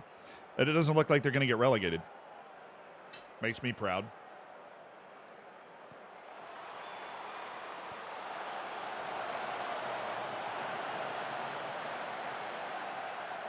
Hey, lay it off. Lay it off. Do not cross it. Thank you. Oh, we're getting fancy. Serrero, we've got nobody back right now. Literally no one. We turn this ball over, we're screwed. There we go. That's better, though. We have been caught in the transition from our set piece formation to our actual formation.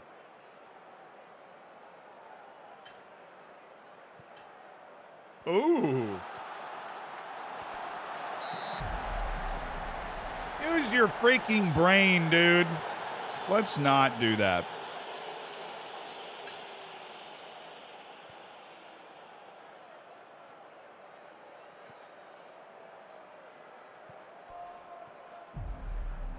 Abinat Sulis, thank you for the prime. Thank you for being a part of the Hammers. The elite online gaming community.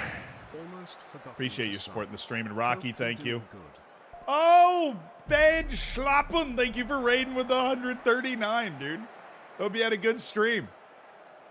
The vibes here are immaculate. I'm eating Thanksgiving leftovers, and we're winning, and our new signing has scored a hat trick. He's a Belarusian playing in South Africa. We're all about globalism here.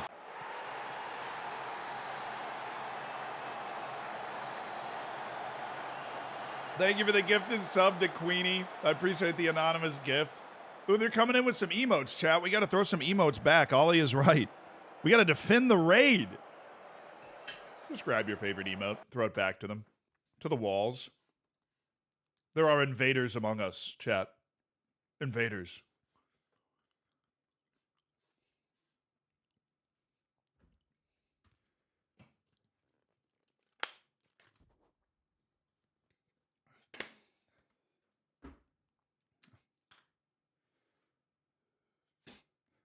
What, the forehead? That's an entirely accurate emote. Don't let anybody tell you otherwise. That emote is entirely accurate. The forehead? Oh, the forehead. Thank you for the raid, though, dude. I appreciate it, and I hope you guys have a good time here. Here, do you want some sweet potato? Just kidding, it's all mine.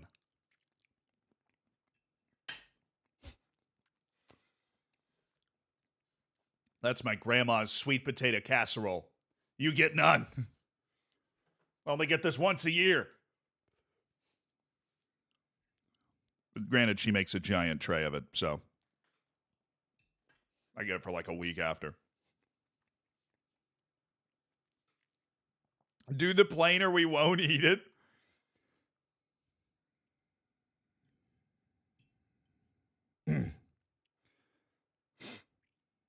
Here comes the sweet potato.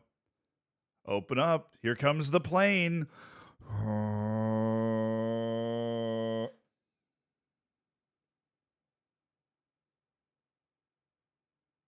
What did I tell you about my grandma's sweet potato? Stop. Come on. Leave it alone. What are you doing?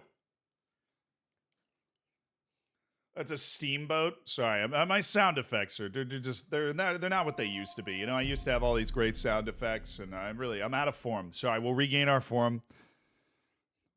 Here's a prop plane.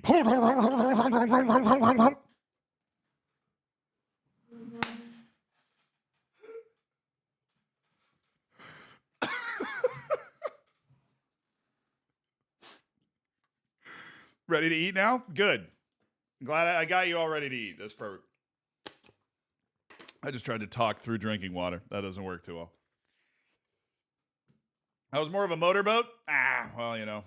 I appreciate the constructive criticism. Thank you to the anonymous gifter for throwing bench slapping a gifted sub.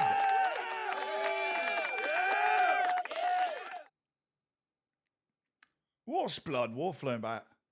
What's he waffling about? I don't know. He's bloody off his marbles, that one. It's unbelievable. I don't even know if that's a phrase. It just sounded like a phrase, so I went with it. Off his marbles? Sure. Tell me you couldn't see a British person saying that, though.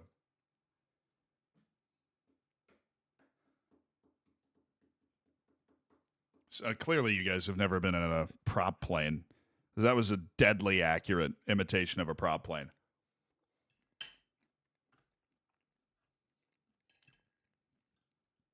Oh, we're going to destroy Chippy United so I can keep eating this Thanksgiving turkey.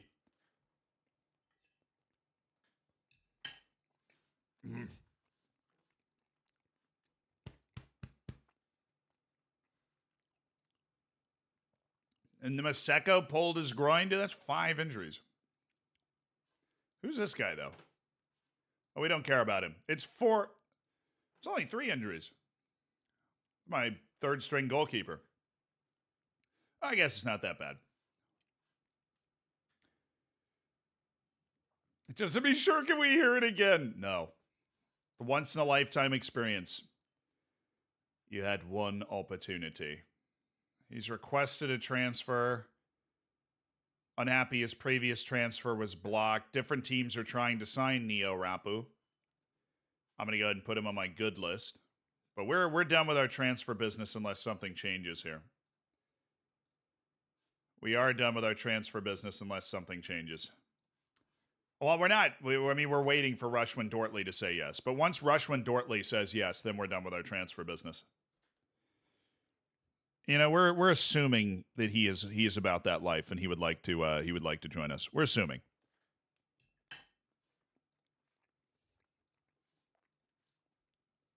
The evidence would indicate Rushman Dortley is going to say yes to the dress here.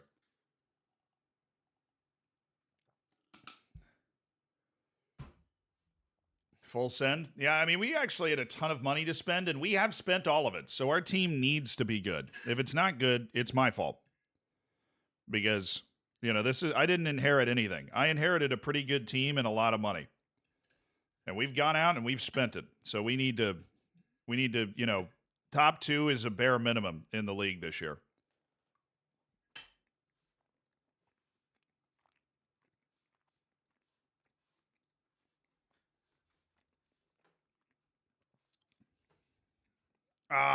Black Leopards lost. It's all right. They're still on 7 points from 6 matches. That's good. This Amazulu team has won each of their first 6 matches. I have a feeling this league race is going to be annoyingly tight.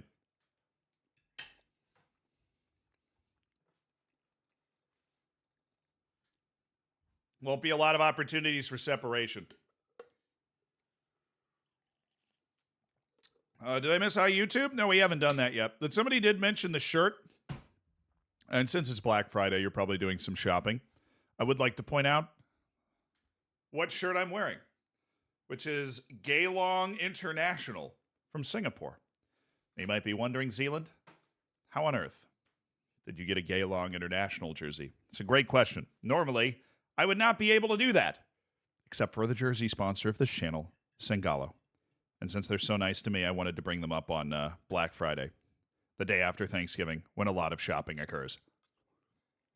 They have a wonderful website that connects various clubs around the world that are lesser known, like Gaylong, that you normally wouldn't have a chance to get a cool kit from. And you know, they give you the opportunity to buy them, basically. They provide the supply, put it together on an awesome website. I have kits from Zimbabwe, Tanzania, India, Bhutan, and Singapore. No. Okay.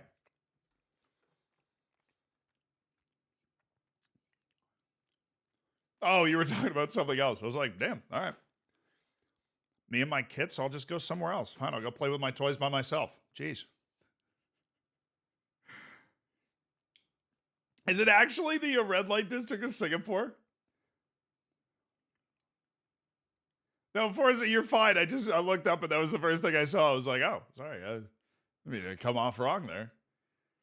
Just we appreciate them sponsoring the channel. They allow us to do stuff like go to the Faroe Islands, and if you want to check out all the cool kits they collect, then exclamation. What was it? What's the exclamation point? Thank you. Kits. There you go. Exclamation point kits. Sangalo. They have a lot of kits now. When we started working together, they literally had 3. They have a ton now. And there's a sale going on. It's like 20 to 40% off for each of them. All right, let's get rid of the unavailables and let's put our team together. All right, Husseini's back. Let's go. Husseini's back. Let's go. Naseko is actually amazingly nearly back, which is so cool. But Dolly comes up. Dolly is he's also left-footed. We'll be able to play the same way then. We'll be able to play the same way. Sabizi, who are we playing against? Chippy United, they're 13th. We probably should be blowing them out. Oh, but Morena's not fully cleared. Yeah, everybody that's not in the starting lineup is hurt. It's like if I had to pick somebody to get hurt, I mean, we've done a good job, but... All right. Keegan Dolly, you are starting today, and everybody else is good. Kudumela, you know what you're doing. You understand the assignment, Kudumela. You do. I love you. Okay. Let's do this. Saavedra and Shkurin are lacking match sharpness. They'll get the hang of it. And we've got Husseini in at left back there. It's perfect. Relax and play your natural game. Away to Chippy United. We don't want to feel the pressure, guys. To the next 44 months, Zed. Shellico, 44 months, dude. That is a long time supporting the channel. I thank you for each one of those 44 months. I'm glad you've enjoyed it. Cheers with Thanksgiving turkey to the next 44. J-Lab, thank you. You're a hero. The Ezra shirt's fire? Yeah, I have that one. I wear that one in a lot of videos. Yeah, Sangalo has done wonders for rounding out my kit collection. They can do that for you, too. Boom. That actually sounded like I wasn't just sitting here talking about it. Love that. Switch! How do you hit it in between the two guys you're aiming for? I don't even know which guy he missed. Because it was so perfectly in between the two guys he could have been aiming for. Sir, what did you want? Oh, good save! Good boy, Ali! Hoo, hoo, hoo, hoo, hoo. Get him, son. Mako, get that ball out of there. Mako, get there. Yeah. Shkurin. Ilya. Oh, Kudumela. Nice. Sabisi. Saavedra. Sungu. Dali. Oh, we're right where we want to be. Serrero, who's a good passer. Cheeky ball. Kudumela. How did Shkurin not win that? Back towards Shkurin. Oh. It's the first header I've ever seen Ilya Shkurin lose. Look like he had perfect position, didn't it? Oh, let's go, Kudumela. Well, that's better than losing the ball where he was thinking about losing it, I guess. Shkurin's a pressing forward. He might... No. Almost, though. But, like, almost. He did force a bad pass. Dali, Zungu, Husseini. You're going to see some quality ball here in South Africa. Dali. Husseini's tucking in behind him. Oh, mamma mia. Oh, mamma mia. Good start, though. This is a team we should just hammer.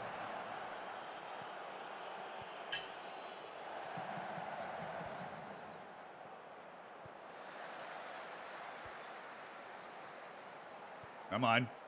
Get it to the central midfielder. We don't need to pass it to Sabisi every time. Now right to him. Good. Wide. Oh, or Saavedra makes a run.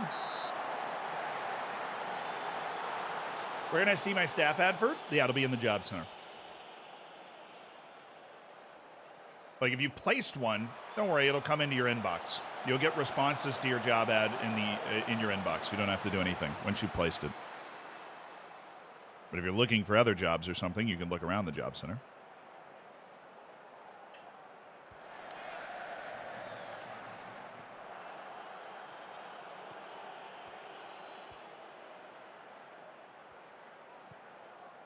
Take it wide, Keegan. Take it wide, brother. Kudumela? Why? Shkurin, come on, man. Kudumela's not the guy we want fighting for those. We want you to be fighting for those. Ooh. Morris hit me with the move. Where's Alhamada? I'm going to chalk that up to the brazen movement of Ali Alhamada coming off his line and creating some sort of weird angle. Ooh, Dolly left that man for dead. Get it up to Shkurin. There he is! Vladimir, thank you for the 100 bits. Prince Ali, fabulous. He Ali Alhamada. Oh, yes. It's Ilya Shkurin, the Belarusian, with 4 goals in 2 matches. Absolutely astonishing form to start his career here in South Africa.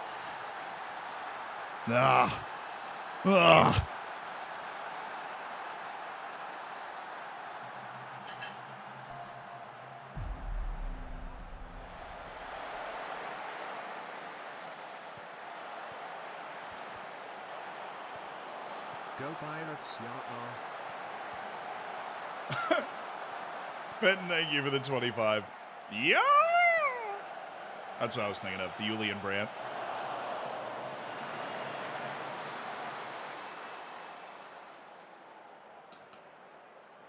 Do you get jobs for U18 teams? No, but you can become the coach of reserve teams. So, like, if you want to coach Madrid Castilla, you can. Because it's technically like a separate team. But the U18s leagues are not playable in the game. Or reserves leagues or U21 leagues or whatever might be in the country you're trying to manage in. But you can manage B teams as long as the B team's in a playable league in the game.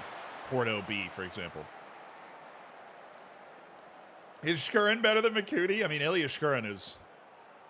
You know, it's one thing to look at attributes and be like, this is what this player could be, but then the moment they show up in a completely different country without any match sharpness at all and they just start putting the ball in the net the way he is, that's impressive. We've had a lot of shots. Plays were created loads. Yeah, scoreboard reflects that. We got our goal right after they got their big chance, which I didn't like that, but outside of that,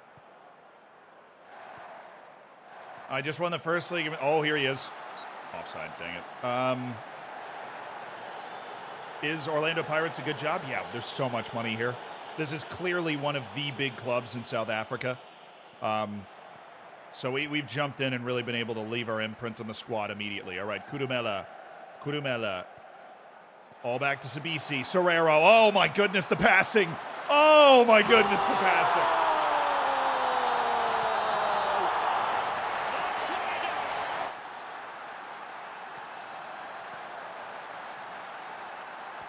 Oh, Sabisi, Serrero, Zungu, really nice block, but we had the numbers to tap it in anyways.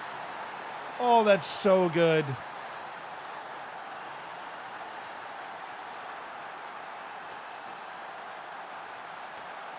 Yeah, it was a big payroll. And 33% of it was just open when we got here. So we were able to make some big signings. Dude, how did we not block that? I mean, that is in the biggest crowd of all time, and the ball comes flying out of it like that. I don't like that. I like the fact that we're up 2-0, but, if they actually could hit the target to save their own life, this would be 2-1. Give me Kermit Erasmus, baby. Wait, I'm playing Kermit Erasmus in the wrong spot. Whatever, he can do it. Sabisi, you're off. Goodman, Masele, we're going to get those two lads. And we'll save our last sub. Probably get Ilya Shkurin. Just want him to stretch his legs out a little bit more. But we have, we got other matches coming up. We got a lot of matches coming up. We've got our MTN Cup quarterfinal in a couple of days. And then we have a 4-goal lead on aggregate there because we absolutely destroyed Stellenbosch at their place. But we're going to have to put guys on the field to play that second leg. And then we've got another league match coming up like 3 days after that. I didn't know South Africa could have this type of fixture congestion. We had so little when we were managing in the second division. Morena. Okay, Shkurin nearly figured that out anyways. Here's a good example of a journeyman IRL. The dude that is managing the dude that's managing Pakistan. In real life. That is a very good example of a journeyman IRL. Can't remember exactly where he went, but I know he's been in Nepal and India. Dude's English. So, his early career stuff is just him in England. That was beautiful. That was gorgeous. Big Ange isn't bad, right? Do all your stuff up in Australia, and then you go to Japan, and then you go to freaking Scotland, and then somehow your continued success in all those places, a big English club's able to take, willing to take a chance on you. Well scored there by good man Masele. Guy wants to leave at the end of the year, at the end of his contract, and who am I to tell him no, I suppose? I think I am short somebody to play defensive midfield. We'll just let Ilya Shkurin keep stretching the legs out. Maybe I could find somebody that... Yeah, I can find somebody to play that defensive midfield spot. I just got to move him back and bring in Mohamed Hosseini. Goes up. Yeah, this is a really easy change that I'm making. I'm bringing out Sir. I have to move 4 people's positions to be able to get Serrero off the field. But I got him off the field. I got him off. I was able to rest him. There was a way. The elders spoke of a way to sub off my defensive midfielder and rest him for the trials to come. We've finally found the wisdom. Oh, they're going to score here. Oh, yeah. Perfectly covered post there by Ali Alhamida, who's trying to pitch back-to-back league clean sheets because, you know, that's what he does.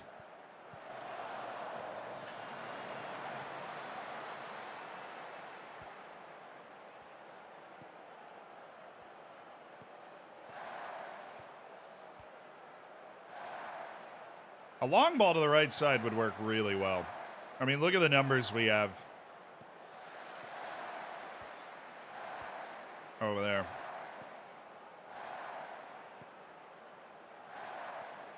Once that right back gets up. He's having a good time. Masele, Matros, Ilya Shkurin dropping deep. Oh, he's got Kermit Erasmus. Kermit! Jeez, Keegan.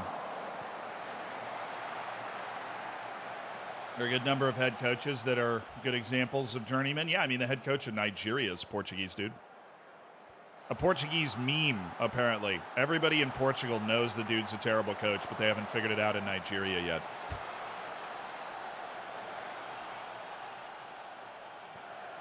Yeah, you imagine what this team's going to look like after the winter break when everybody's had time to learn each other's names? Because we just added like 3 people into this mix.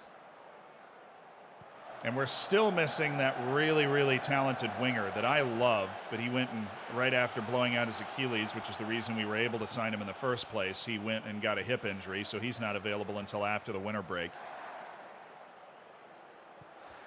Alhamida, honestly, not a problem at all using him in this situation. There is no better sweeper keeper in all of South Africa than Ali Alhamida. Kermit Erasmus, Goodman Masele, that is a missile. I mean, we look like clockwork. We're looking like Man City right now. Patient. And then once we get through that first line, we're looking to take advantage of the space before they can get back into it. That's a great hit by Goodman Masele.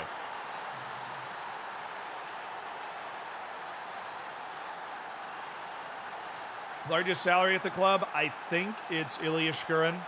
I can't remember that. I think we gave somebody a little bit more than him.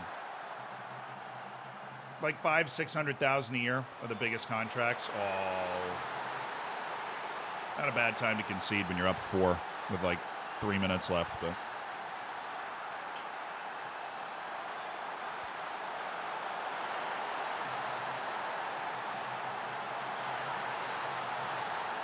Would have been nice to get Ali Alhamida a couple of clean sheets to start his career.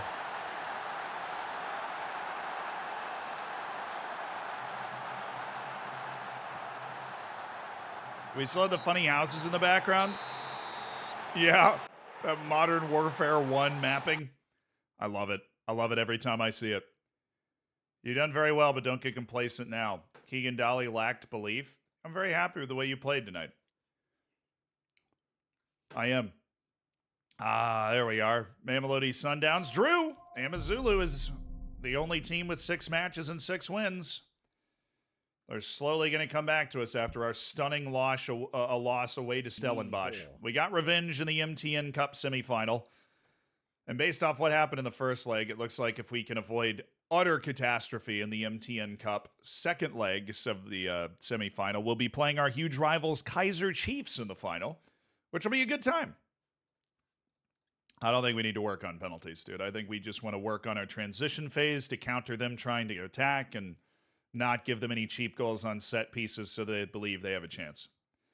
That is our goal. This is going to be as heavily rotated as any match I am going to manage with this team all year. So I think most of the year we're not going to be playing with this kind of fixture congestion, but just for right now, just because the way it's going, this is what we've got. Hey, Mac, thank you for gifting a sub. Get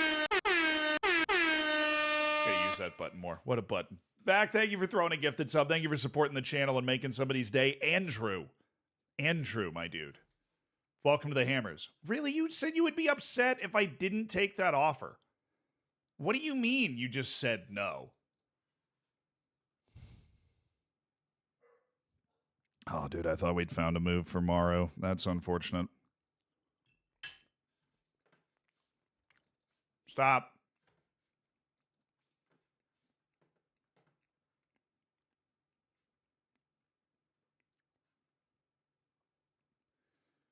So Kimweedy's deal is already done. We're looking to find any sort of move for Vincent Poulet. Let's hire an intermediary. See if we can unload this guy. Josip Alexic, see if you can find me a move. For Boydamelo Radiapane. Come on, Saibumaru. Hire an intermediary. Hey, the other guys found a move that fell through, so see if you guys can actually find a move that can get that guy off my team. Because we just want to relieve ourselves of... We want to relieve ourselves of the burden of their wage. How do I say this kindly? It's a struggle to play in Gibraltar. I mean, that's not surprising. The entire league plays every match in one stadium.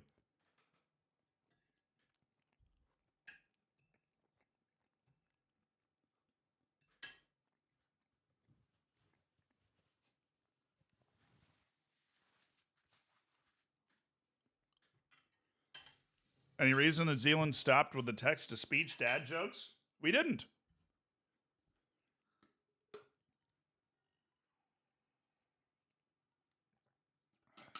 Debut Bad Boy or Riot? Ooh. I mean, maybe. Let's see how the team, let's see how our rotated team comes together.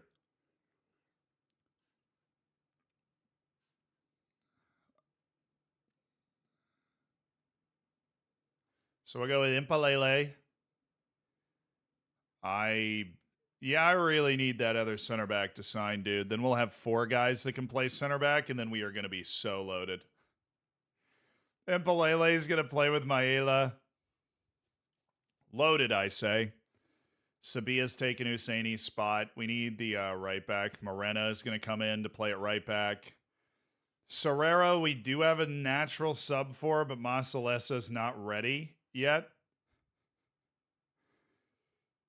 Oh boy, Goodman Masele,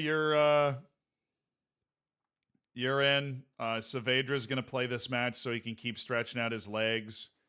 Matros, you're in. Goodman Masele's playing deeper. Matros is going attacking. Saavedra's taking the box-to-box role. Maseko's trying to get himself back up and fit. We do have Saibu Maru and Kim Vweedy are still on the team. Just saying. Kudumela's there. We have Kermit Erasmus who can come in and play on the left. We have Shegafatso Mabasa who's going to come in and play that false 9 role that we liked so much before. And then we're a little short on options here. We can go with Morena to just kind of come up and play like double attacking wings, and then Mobby's going to be a fullback on defend, and Sabia's going to be a little more aggressive. Yeah, this is just a weird... It's just a weird tactic we're cooking up today, but it allows us to almost entirely rotate except for Saavedra and Maela.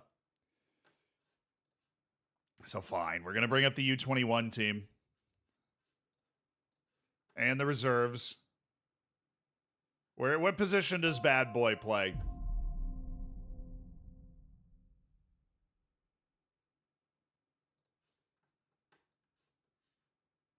Back to watching you a bunch after missing most of Taunton. Fantastic content as always. Zed also, what did the mashed potatoes say to the sweet potatoes? I am what I am.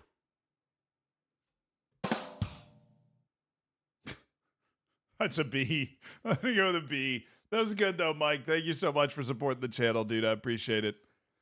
Well, it looks like Bad Boy is going to make a debut today. Huh. Suspicious.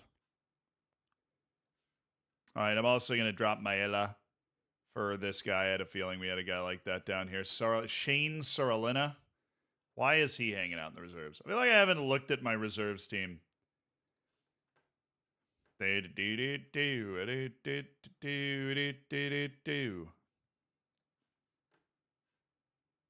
there's like old guys that are just getting paid actual money that are in my reserves. Okay, hold on.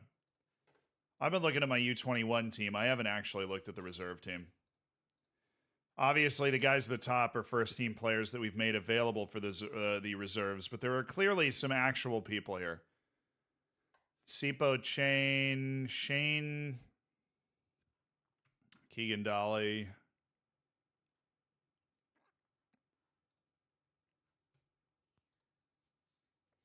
A lot of center backs, actually. A lot of center backs. Cameron Carnell and Miso Njigba.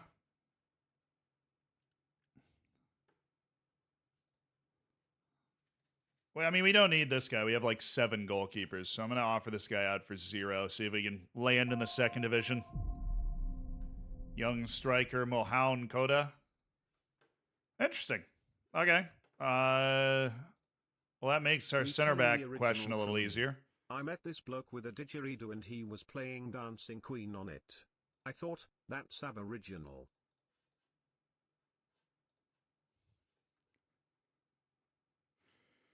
Ah, I see.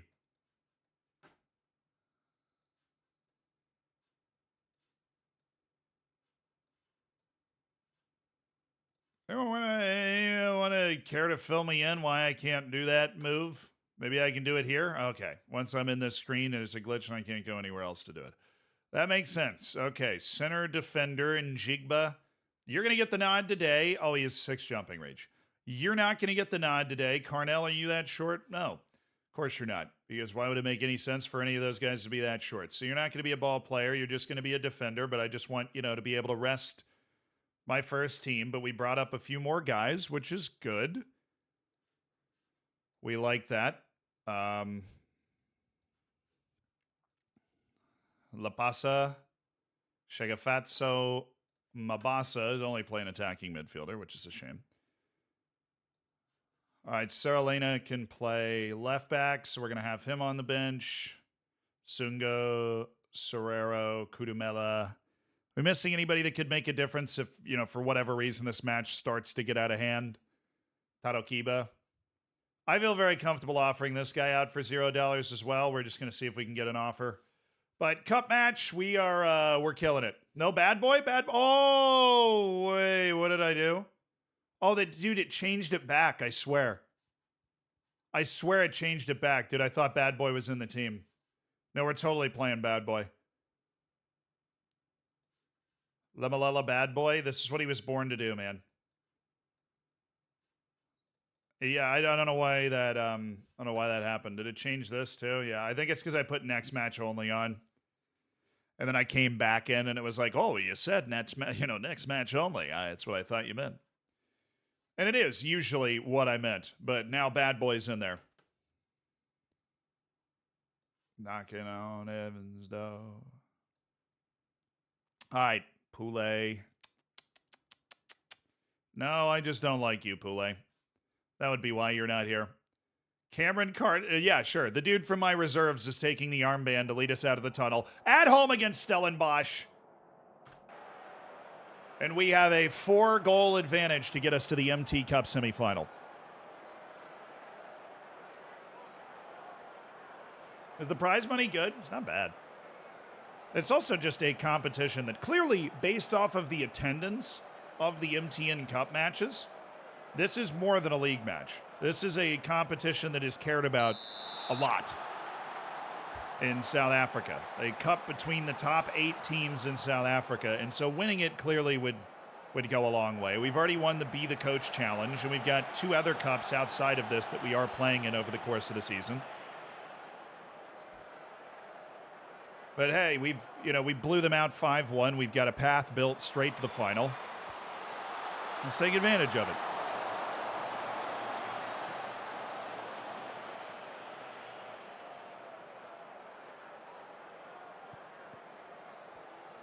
Long as Bad Boy takes care of business. I mean, everybody's going to look at that and really think that I've changed his name. When that guy came into our youth academy named Lamalela Bad Boy, haters are going to hate, you know? Goodman Masele. Shegafatso Maba. Oh, yes, there's Kermit. There's Kermit. What are you doing, Kermit? Oh, we wanted to get it to Bad Boy. Saavedra. Erwin Saavedra. Woo. Forces a good save. All right, I did realize that we don't have Kermit playing the right role, though. Weak foot's his left foot. We got to get him inside. He's the original Bad Boy. No assembly required. Kermit. Back from his injury to taking over the world. Bad Boy.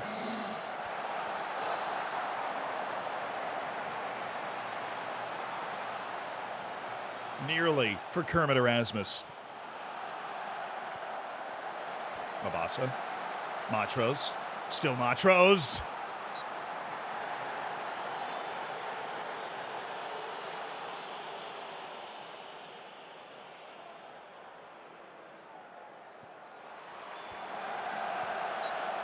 This is fine. Again, barring utter catastrophe, we're going into the MTN Cup final.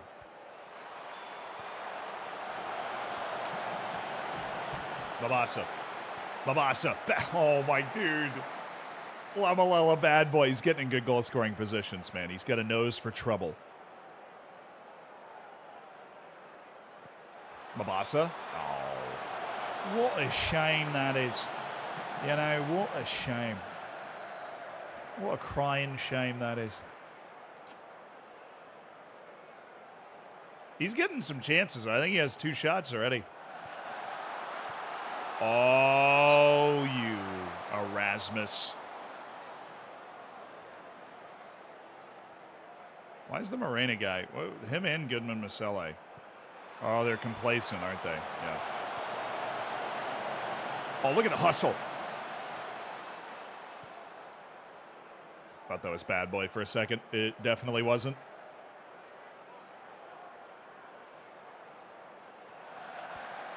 All right, go wide left. No, okay, Matros. Yes, Masele, beautiful. Erasmus, well corralled. Saavedra. Erasmus. Bad. Dang it. Matros. Oh, he's...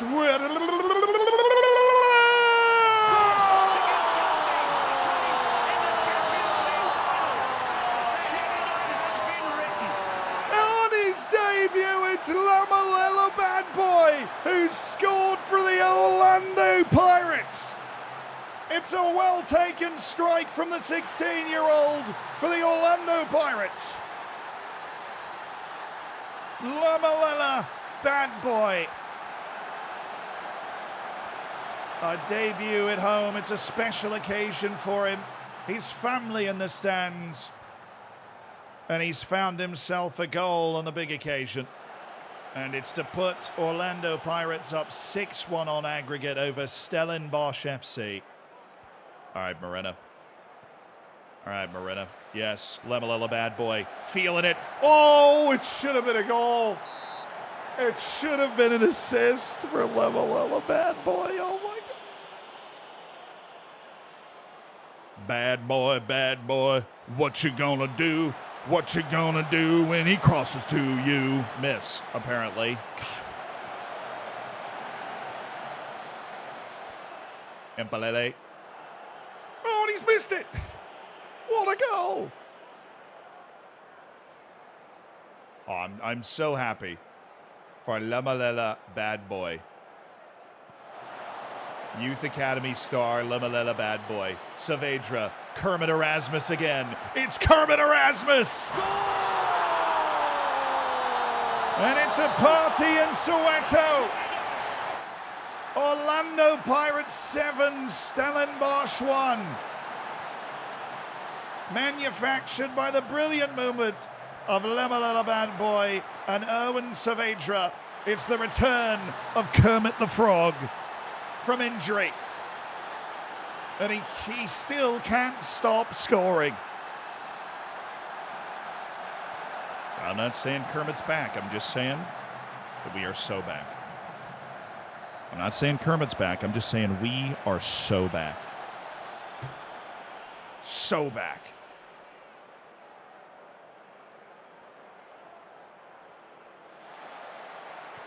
All right, Morena. Impalele. Morena. Lamalala bad boy. Excellent move. Matros.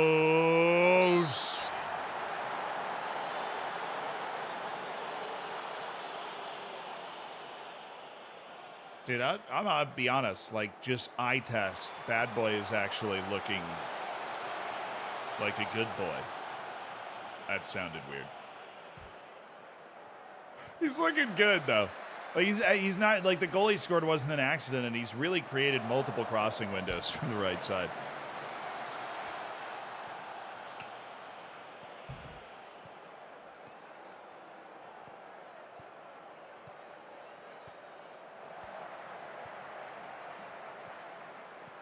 Okay, well, now he's not moving at all.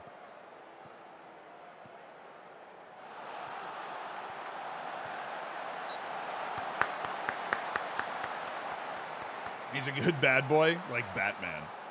He's like Batman.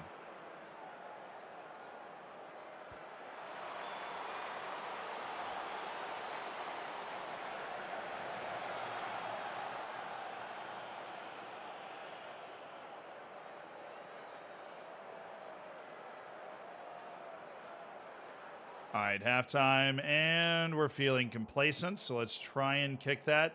Dude, no way. He's like player of the match right now. He appeared. I've angered him.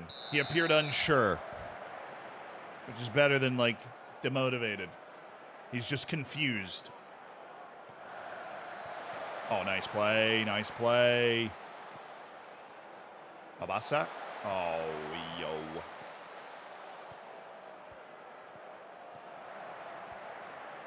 I like Lamalala Bad Boy has an 8.7 at halftime. He's not that good right now, but he is athletic enough to hang at this level at 16, which is where he's really making it count. Oh yeah, ooh, that should have been it. Shigafatso Mabasa, bobbing and weaving. What a demolition! We lost to this team in the league. Oh, Rinnick. Oh, Rini Contini, thank you so much for the tier 1. Thank you for supporting the channel. I appreciate it. Enjoy the bacon, enjoy the emotes. I'll see you in the Hampions League and save your saves and fun stuff like that in the subsection of the Discord. Collapse. Collapse. There we go. Morena. Beautiful. Masele. Goodman Masele. Where's he looking? Matros. Square it. Oh, my, he freaking missed the guy. Oh, he missed the guy, Saavedra. Oh, Lamalala Bad Boy. Thought he had him cooked. He did have him cooked. Look at that. Oh, a pen. That's a weird almost goal. This is all us. More so than the league matches we're playing. And we're playing with an all backup squad.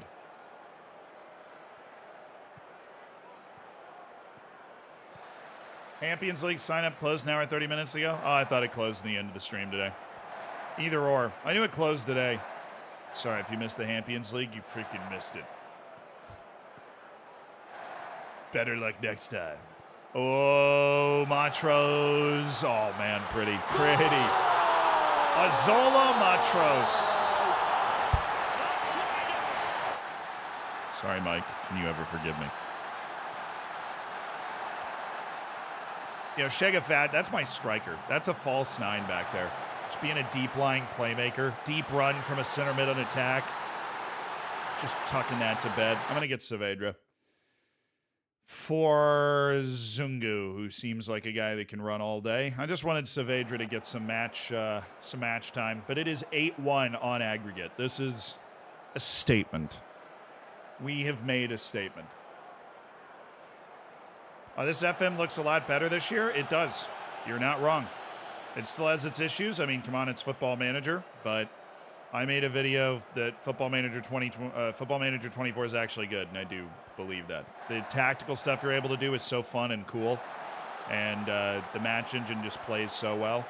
And the set pieces save so much time and allow for more experimentation because you don't have to go in and adjust everything every 5 seconds. There's a lot of the good outweighs the bad for me in FM24, 100%.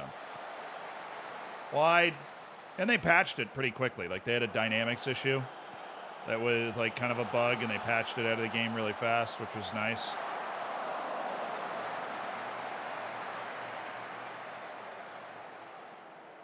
Bad Boy's got an 8.8. Oh, of course he does.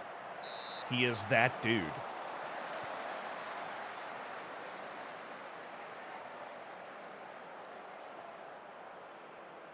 $60 every year is a lot. I hate yearly sports games. I don't think Football Manager is worth $60 every year. I think the amount of improvement that's happened this year, this is the most complimentary I've ever been of a Football Manager game early on release. I think that they did go and make big improvements. And then I'm very excited because then next year they're going to Unity, right? Oh, Kermit! God, I want you to still be I want you to still be a bag man. What is that?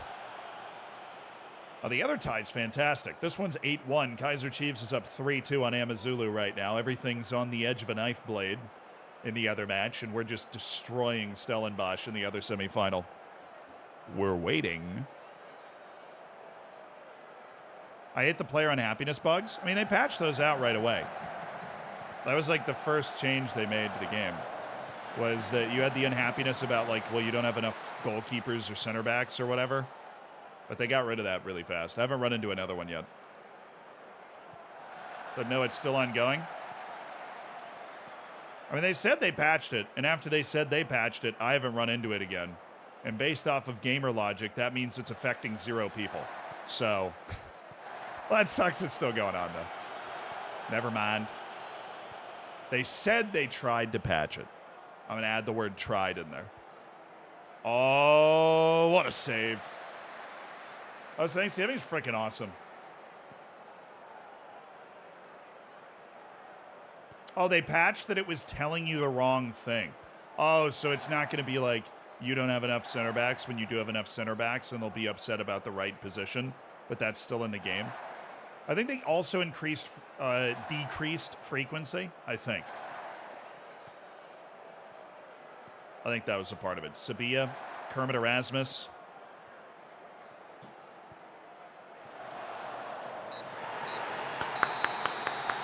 That's the result we wanted. That's a good result right there. Yeah, we wanted 3-0 with a fully rotated first team. That is very impressive. Oh, it went to extra time!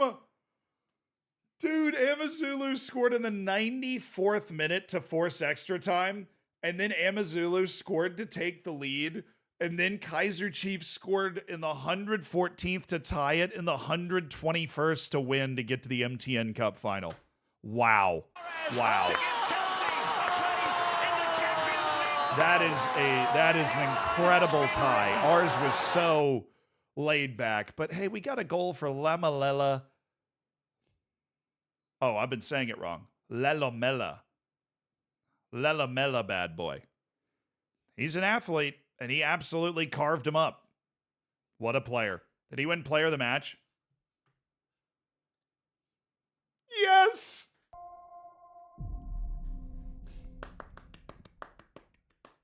He won player of the match. Yo, Coolio! Celebrating Lelamela Bad Boys player of the match performance. Absolutely outstanding. Absolutely outstanding. Celebrating it with 5 gifted subs. Thank you so much for throwing down the 5 gifted.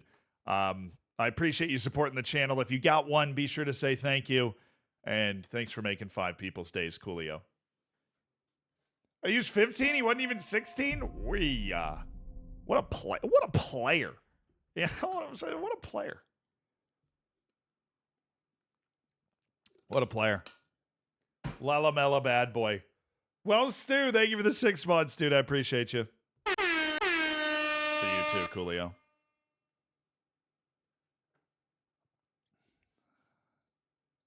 Yeah, player of the match at 15. That's what you do. Boidomelo Radiopane, the 21-year-old striker. Time to send him away. All right, it's deadline day, but we don't get the deadline day experience. We just have to try and move these guys off. What was the offer for Imbokazi? Okay.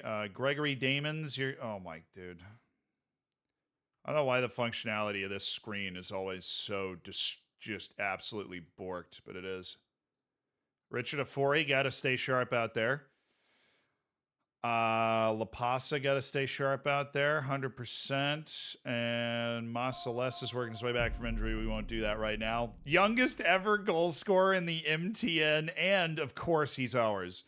15 years, 311 days. Lelamela bad boy. What a player. What a player. Mandatory future fee from Kazi? No.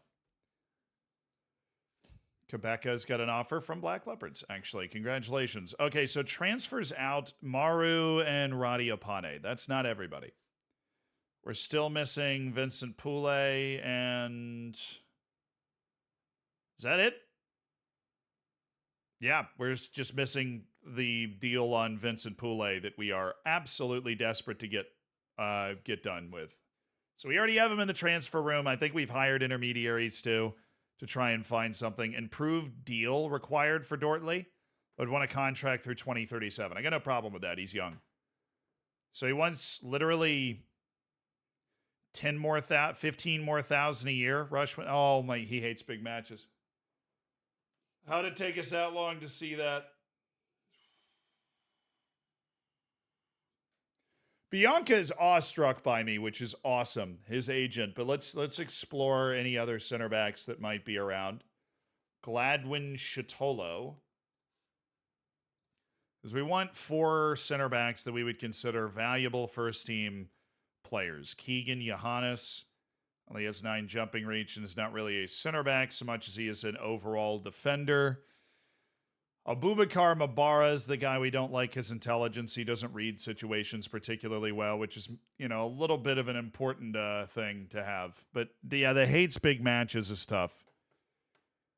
I don't know, but he's a backup. You know what I'm saying? He's a backup.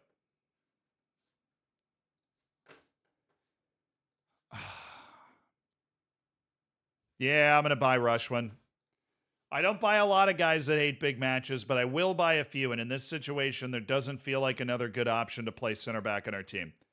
So our last signing is $140,000 for 22-year-old center back Rushwin Dortley, who's very well-rounded, has good size, good technical ability, not stupid, left-footed. Just, he can crumple under pressure. We're going to have to baby him through it. You don't want a team of guys like that. If you got 1 or 2, you can live with it. And we're going to try and live with it. We've got ourselves Rushwin Dortley, Tabo Kiba, Shane Saralina, and Ndamizo and Jigba. And these 2 guys, apparently. Musa Magagula. I just want to register everybody that is old enough to be here. That is old enough to require registering. It's kind of awkward that there's so many guys in my youth teams that are old enough to require registering, but we have unlimited spots, and so we want to make sure that everybody is in on that. So when you have unlimited spots for non-foreign players, you should use that, and we're going to use it. Mayela, can you welcome him? Thank you. Thank you, Rushwin. We appreciate it. Saiba Maru, Black Leopards and Super Sport with an offer. No, we've got a transfer offer for Saibu that we think is better. Because they would take all of his wage and pay us a little money, too. So go do that. Escurza, thank you for the 3 months. Camps, thank you for the gifted sub. Gary. And Rendigo, thanks for supporting the channel with the 2 months in the Twitch Prime. That's what I've got. I also have the applause. Become unsettled if he's not allowed to speak to HJK. All right, man. All right. Transfer deadline day passed. Yeah, no worry. The only guy we couldn't get rid of was Vincent Poulet. but I've been very clear all along that I don't believe Vincent Poulet has a place in this team. Dean Hotto took his loan. Everybody else's moves are being negotiated. Where is Radio Pane going? Did I just lose a physio? I don't think so. I don't know where that guy came from. Might have been my youth coaching staff. This guy's just spawned in, leaving. So transfers out, it is Radia Pan. Oh, yeah, to FC Yemen. So both of those moves are outside of South Africa. So they're going to have a weird leave date, but we just want to reduce our payload by getting rid of guys that we don't think have a place amongst us. And we're taking on the Swallows in the Premier Division. So it's been a bit of a wild west trying to unload all these guys, but we've gotten almost everybody out. We have good transfer offers for 2 of the 3 guys left that are still here, and then we're just stuck with Vincent Poulet. Who unfortunately, it doesn't look like I'm able to kind of bully into leaving. No, take a load for free. And take a load off. Hey. CR7 just scored a magnificent goal for Al Nassr. Does it count when you play in a YMCA league? Nah, I mean, the Saudi League's actually pretty good, though. As much as that joke is fun, Saudi League's actually pretty good, to be fair. So, it's not great, but it is, you know, it's a bit hit or miss, but it is unfair to say that the Saudi League is just bad all the time. Ronaldo's a freak, though, man. Ronaldo is a freak. Ronaldo has always been a freak. He will always continue to be a freak. Ronaldo is going to be playing in the Portuguese league at like 41 years old as some sort of enganche hybrid. The guy doesn't know how not to play. He doesn't know how not to spend all 24 hours of his day preparing to play a match, right?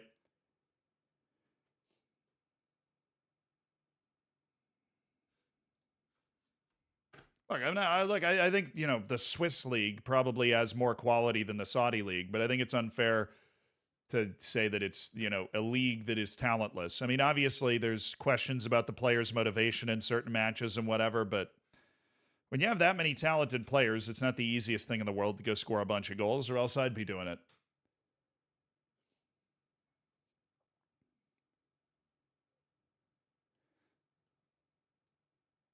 Hello from South Africa. What's up, though? How you doing? I hope I don't do you a disservice with my pronunciation of the names. I'm trying to say the names right. I'm doing my best. All right, we got our lineup in. Oh, he wants to start Rushwin Dortley. I don't think so. I'm going to go Maela. I like Maela and Husseini. Afori over Ali Ahamada? I don't think so. I love Ali Ahamada. He brings the juice. Saavedra and Zungu, and then we should have Serrero. Thank you. Let's get rid of the reserve squad and the U21s, U19s. All right, Goodman Masela is going to be here. Mosele. Kudumela, Maseko, Iliashkurin, of course. All right. Oh, look at that bench. Look at that. Look at that bench. I mean, it's got some guys that aren't on the team, but look at that bench. That ain't bad. Rushwin Dortley on the bench. Speaking of benches, Carnell. Yeah, I like Carnell. I'm going to be honest. I don't hate him either. He is pretty good. Mobby. Okay, that means Morena's up here somewhere. Yeah, okay, that's our bench for that area of the field, and then Shegafatso's there, and then Matros is there, and then Vincent Poulet. You're getting in my light, Vincent Poulet. And Radi Apane, I want them out of there.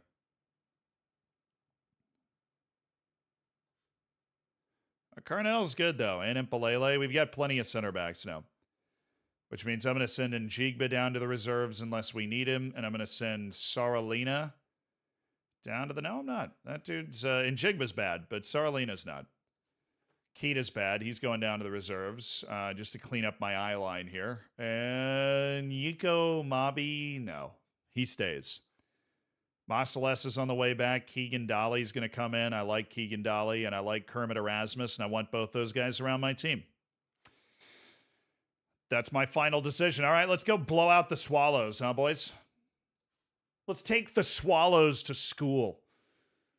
Dortley, you get 23. Let's do it. The Blind Side, thank you for the 2 months. Dude, I appreciate you supporting the channel. Thank you for dropping the Twitch Prime using $5 of Jeff Bezos money. Very important to remember to do that every month, just so Jeff Bezos doesn't get those $5. I want to put some expectations on him. I'm going to go with I have faith in you, just to see who likes me. Oh, decent number of people like me for that. Okay. Oh, we're packing the stadium. They're believing in the team again. First time catching the stream. Happy to be here. There's going to be a Zealand FM24 skin. Yeah, we're just troubleshooting. Honestly, I should probably release it at this point. That's something you can bother me to do on Twitter or something over the weekend. Is get this up. We have people. We do. We finally have people in a rotation and like a feel for the quality of the player on our team. This is where, you know, the adjustment period to our new job is over. We know the faces. We know the names. We've familiarized ourselves with everything. We've gotten our own people in. We've come up with a good tactical plan. Oh, nice shot by Maseko, who's back from his injury. The guy with 19 pace is back at left wing. Very happy that he's returned because he's entirely unplayable, and he's now crossing it to Ilya Shkurin, the Belarusian, for the first time. So we're going to see how that goes. Bring it down. Nice, Sabisi. Da. I'd rather us work it up with Maela, but this is nice. Saavedra. Ooh, he could have played that throw. There was an opening for my boy Zungu. Husseini. That's all right. Husseini, the Tanzanian. Maseko crossing. Somebody. Where's Shkurin? Somebody find me Ilya Shkurin. Saavedra. Maseko. He's looking for him. Ilya Shkurin. A little far away from the goal. That's all right. Maseko can clearly get a cross off anytime he wants to, and we will figure this out. Zucci, thank you for the 6 months. I appreciate you. Thank you for getting to the silver bacon with that prime. And Ocean Williams, over 2 years, dude. 27 months. Thanks for the prime. Thanks for supporting the channel for a long time. We've had 3 Twitch children together. Why does the text-to-speech sound like it's far away in your room? I don't know. I'm actually not hearing it right now. So it's been a little, I tested it this morning and it was freaking fine. And of course, while the stream's on, I can't really hear it. But we're at the setup at home, which is great because it allows me to be home for Thanksgiving and still stream and stuff, which is awesome. And that is because you guys support the channel. Like, we take the money and put it back into the channel so we can do stuff like this. But yeah, I need to figure, I thought I had it figured out this morning. The text-to-speech. I'll just read it out. I'm your text-to-speech. Husseini. Serrero. Saavedra. Oh, he was late with that pass. Oh my goodness, guys. Oh, he was off! Dude, I did not think he was off. That was a late flag. And now I just hit an encourage shout and my whole team is like upset that I just did an encourage shout. I mean, look, don't get me wrong. I'd rather have an upset team and still have a 1-goal lead, but I did click an encourage shout already, and now they're all upset because we are winning, and I just did an encourage shout. Now we're good. Okay, everybody's returned to normal. 25 minutes in. They still don't have a shot. We've had literally a ton of the ball. Do I have pass in space on? I do. Okay. I don't want to do the overlap on the left now that we're playing with the winger. I really don't. I should take that off in my main tactic page. Ilya Shkurin is going to score so many goals this year, playing as a pressing forward. What a beast. Maseko, use that pace. Oh, Shkurin! What a goal score. He was off, though. Flags up. But what a natural goal scorer, though. Kemps, thank you for the gifted sub. Thank you for throwing down another one. Oh, no. Kudamela, we're not applauding your injury. Kudamela, we're not applauding your injury, I promise. Keegan Dolly, go get Tabisa Kudamela. What is it? Lower leg? Maybe like an ankle or something for a couple of weeks. That would be fine. I just don't want anything massive for a starting wing. Oh. Toxic coach? Yeah.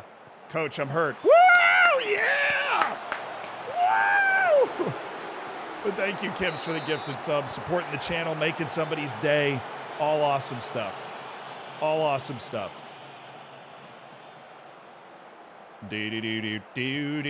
Oh, get that out of here. Get it out of here. Give me out of that ball. Come on. All right, good. Oh, I was celebrating halftime. And we're here now in the frickin' mixer with that back post cheese. Oh, I really hate that. I can't wait until they get that out of the game. Well done controlling possession so far. I'm happy. We have the lead. I don't want the nerves. I put some pressure on us early. I realize at this level that's probably a stupid idea. But we're seeing how we react to it. Ushkurin. Oh. Maseka would have been gone. Hey, Black Leopards are beating Polokwane City 2-0. We built a pretty good team with Black Leopards, man.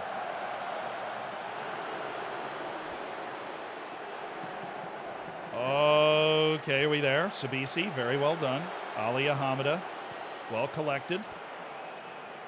All right, I need to change a few things in my tactic. I need to change my goalkeeper distribution to free up Ali Ahamada to hit the ball wherever. And I need to get rid of the overlap. Change that now. Ali Ahamada is a tremendous distributor. He can hit absolute dimes, and we've got Ilya Shkurin, who serves as kind of a target man. A quasi-target man. Okay, that's my ball. Keegan Dolly. Maseko. Going inside for some reason. Okay. Sorero. Nice hit, man. All right. Maeda. Husseini. Asking for somebody to show. Maseko shows. Shkurin. Sorero. Ilya Shkurin. Zungu.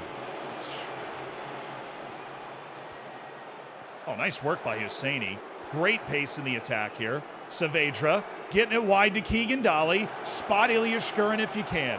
Instead, it's Saavedra. And that's what happens.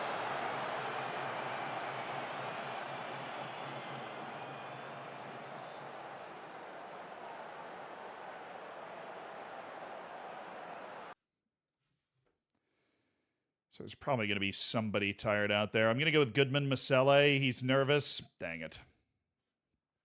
We're going to move Innocent Maela out and Rushwin Dortley in. Trust you. All right, Dortley with the debut, last 18 minutes. We just get more defensive if we move Maela out and bring in Dortley. We just get better at defense. Dortley's huge also. Very tall guy. We've not been dominant at home against Swallows. We have not. We have not. Ilya Shkurin's running like a madman, though. I appreciate that. Oh, you can't head it there, though. That's unfair to Shkurin. But he did get back to win the second ball. Zungu, slow it down. Actually, the wing is open. The fullback, dude. Goodman Masele's got to see that. The fullback is pinching in on a midfielder. You've got to be there. Nice play by Enda. Right in front of you, Goodman Masele. Keegan Dolly, let's score, please. This is going to be a good chance. Dolly. Oh, it's a pin. Oh, dude, that is so soft. All right, sure. Fine. All right. That's illegal in 17 countries. What is he doing over there? Oh, nice pen. Keeper guessed right very well, too. And Ilya Shkurin said, oh, don't mind. Top corner, 6 goals. Hard to swallow that one. Yeah, it's... you're welcome. Side changes. We're going to hold the ball a little bit now because, they're doing their thing. They're countering. Maseko. Andy was off.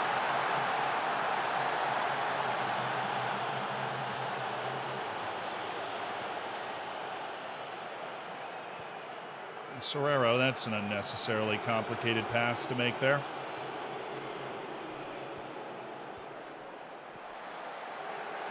Nice save by Ali Ahamada. This is where you should shine. I mean, literally just run right by this guy. Goodness.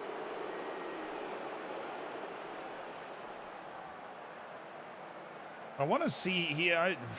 That's first match back from injury. It's just one match without him being dominant. That's fine. We can live with that.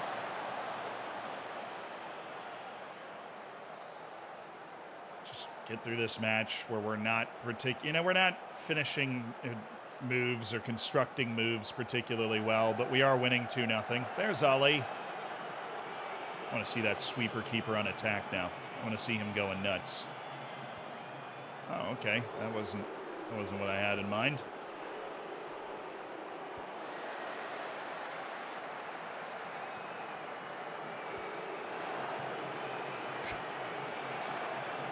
Prime Barcelona here. Prime Barcelona.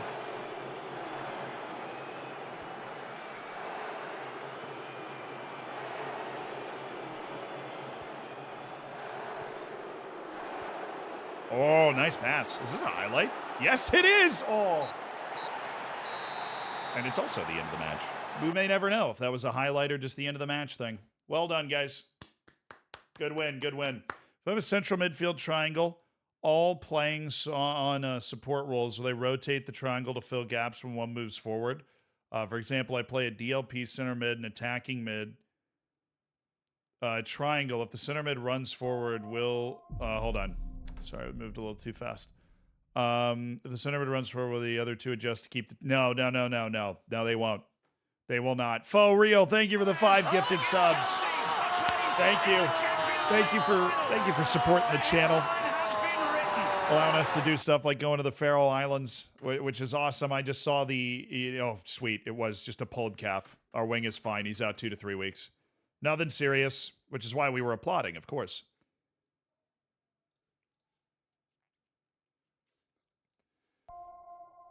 But thank you, Faux Real. Seriously. And enjoy the bacon. Be sure to say thank you if you caught a gifted sub. Thank you for making 5 people's days. Bano, thank you for the 6 months. Half a year. Oh, yeah. All right. But no, so the triangle won't rotate. So if you have a center mid on attack behind an attacking midfielder, in attack, your tactic is going to look like 4-1-4-1, right? You're going to have 2 guys in the attacking midfield spots. One might drop in to receive the ball, and one might go up, and then you have your 2 wings and striker, and then you've got somebody setting the edge, and then you're 4 at the back. Now, if you have wing backs, then it could be like if you have fullback on support or something, it's like a 2-3-4-1, like when you have the ball. But if you're in a 4-2-3-1, right, and you have an attacking midfielder and 2 center mids, if one of those center mids goes up, your attacking midfielder doesn't drop in. No. But your other center mid will slide over. So, like, your other center mid will slide over. They're not just going to stay in that channel on the right side. They will slide over and fill the middle of the field because that is now, like, the vacuum of space. Ooh, we play Cape Town City next. Orlando Pirates away in Cape Town.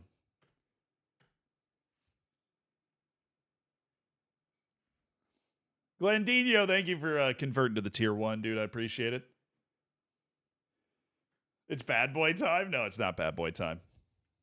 Bad boy time is in the cups. That is when we unleash Lelamela Bad Boy. Now is not the time to unleash Lelamela Bad Boy. All right? It's not. Oh, Harold Cummings is signed for Orense in the Ecuadorian top league. And the Panamanian center back that we have been trialing on and off for nearly a year has finally found a home. Sad. Sad. A real crying shame. The not crying shame is we should be done with fixture congestion. He says right before some fixture congestion. So we've got Cape Town. Oh, wow, the final is like right after. Oh, wow. So we have Cape Town City away, and then we have the cup final now. This MTN Cup is an early season thing, start to finish. Okay, so we do that, and then we play Chippa United in the Telcom Knockout, which is a tournament strictly made up of the 16 teams in the top flight of South Africa, which is cool. That is a neat idea for a tournament. It's almost like the League Cup, Really, you rejected the move to Emmen. Why would you do that? I want to hire an intermediary. Gary Evans, can you find a move for him, please? Nobody else is going to come in. Gary.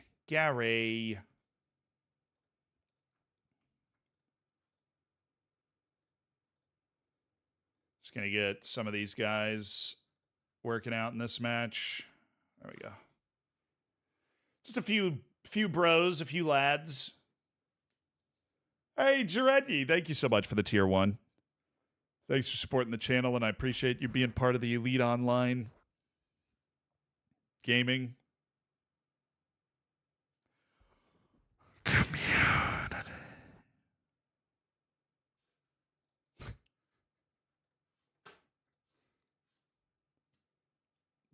Of course. Is Bad Boy going to follow me on my managerial journey? Don't think I have I don't think I have much of a choice. He does what he wants. He's a bad boy. What am I going to do when they come for me? I don't know. Bad boys, bad boys. What you gonna do? What you gonna do when they come for you? Ready to fight. Yeah, bad. He has a I have a tattoo. It says bad boy, the number 4, life with a Y. Saibu Maru has accepted the deal. He is moving on. We appreciate Saibu Maru. I think we'd get a medal if we won the league. The dude started a few matches for us. He leaves January 21st to go to Sepsky OSK. So he'll be training with the team until January. Like Kim Vweedy, and then he'll be moving on. We've handled business. Radiopane, 60,000 to Kuzmetsky. Well, it says he's interested in the move. He'd be moving in January too, but it ain't happening right now, brother. It ain't happening. Yo, Glandino, thank you for the 5 gifted subs, dude. There are over 2,700 hammers on the planet right now. Glandino, thank you for making 5 people's days. That's a lot of people with bacon. I'm just saying. That's a lot of people with bacon. Enjoy the bacon, enjoy the emotes. Make sure you get in the subsection of the Discord, of course. I've been saying this, and thank you for supporting the channel. It always means a lot, no matter how much I say it. Started knocking the ball. Oh, yes, Sabia needs to do that. And Maseko, no, I don't care about that. Oh, well, yeah, he should stick to the left side of the pitch when he's dribbling. We have a few tactical changes. That just reminded me that we need to make. We need to make a few tactical adjustments. To all my fellow hammers and, of course, Zed himself. Of course. So I can hear it. I just can't hear it a lot. Sabretooth, thank you for the 6 months. Congrats on your silver bacon. A salute to you. Timba Swane, well, yeah, he's recovering from a catastrophic hip injury. I'm not expecting him to contribute the same way he did when he was not 35 years old. Appreciate it. Very perceptive of you. So tactical changes. Number 1, in the way that we distribute, it's going to be entirely free and open. We are going to counter press because we are an incredibly aggressive pressing team. We're going to take off the overlap, and I think I have a player instruction over here. Do I have any player instructions that are holdovers from previous tactical things? No? Okay, good. That's what I want, is the tactic I was just looking at. We've got Cape Town City away and Kaiser Chiefs 3 days later. Capella Maseko, yeah, I think you should get... I mean, if you're calling up Pule, you should be calling up Maseko. The dude has 19 pace. And he starts for me in the same position that Pule plays. And, yeah, I'm not starting Pule, but you still called him up. So, sure, yeah, he should be in the South African team. Schmitty, thank you for the prime. Quella Fuchs, thank you for the prime. We just spent $10 of Jeff Bezos money, and it feels great. And Shaw, thank you. 20 months. Wow. Shaw, I feel like it's been a while. 20 months. Hope you've been well, dude.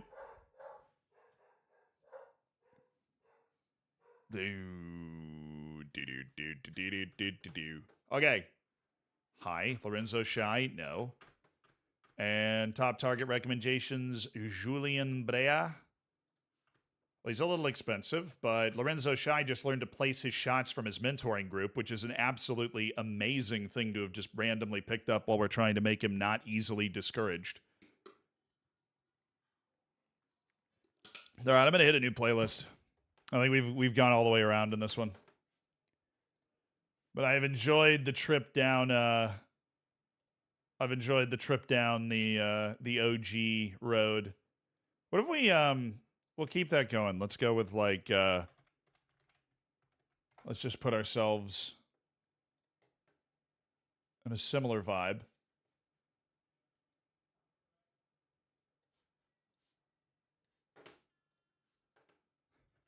Feeling the old school rock today, boys.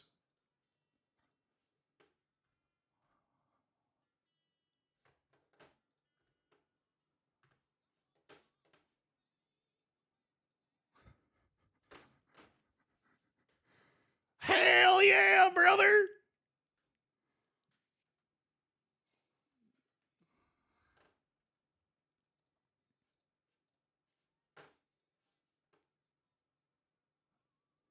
It's called soccer. Ah! It's Thanksgiving weekend. We get that courtesy extended on Thanksgiving weekend. So Kudamela's already back in training. That was fast. Budalese, my third string goalkeeper, back in training. Totally don't even have him working on being a goalkeeper. Fair.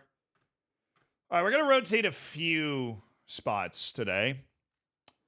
A few spots. I think Dortley's going to start. Kudamela's definitely not ready to rock. Hopefully he'll be ready to rock in a few days. We'll just leave him off for now. Poulet. I hate it as much as you do. Don't worry, I hate it. Serrero's going to be there, but Masalesa's going to get a start right now. And Serrero, where are you? Get Poulet for me, will you? I don't want Poulet to be anywhere near the team. Creedence Clearwater Revival, they have a lot of bangers. I actually have one of their albums on vinyl. I'm not, not saying anything. Not saying I'm better than you. Now, I have like 6 vinyl records and a record player that have been assembled over a very long period of time, and one of them just happens to be like a Creedence Clearwater Revival record. Like, the old drop the needle on it thing. Kermit Erasmus on the bench, how far we've fallen. Yeah, maybe. Ilya Shkurin, though, looks like he can play every match, dude. Shegafatso Mabasa, what's his playing time expectation? Regular starter? Yeah, I need to do a little check. Who's at the top that shouldn't be? Goodman Masele. Definitely. Dude's going to start getting upset here real soon. Tabisa Kudamela should be there. Tapella Morena. Let's see if we can drop him. Okay, yeah, we can take him down to regular starter. Sweet. Vincent Poulet, we want him to get mad. Ilya Shkurin, Richard Afori. Oh, boy. I can drop him down to first choice goalkeeper, which will delay him getting mad, which is cool. La Pasa definitely needs to be lower. Oh, boy. Oh, French player? Hell yeah, Zekele La Pasa. Let's go, dude.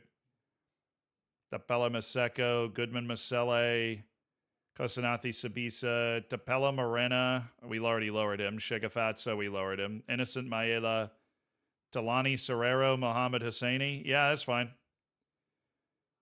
We have Rushwin Dortley on squad players. So we have a couple guys that might be getting mad. We want Poulet to get mad. We should be able to keep most of them happy. Goodman Masela is going to start for Zungu. Switch those. Because this is a league match. Away against a good team. We want to be able to win this match.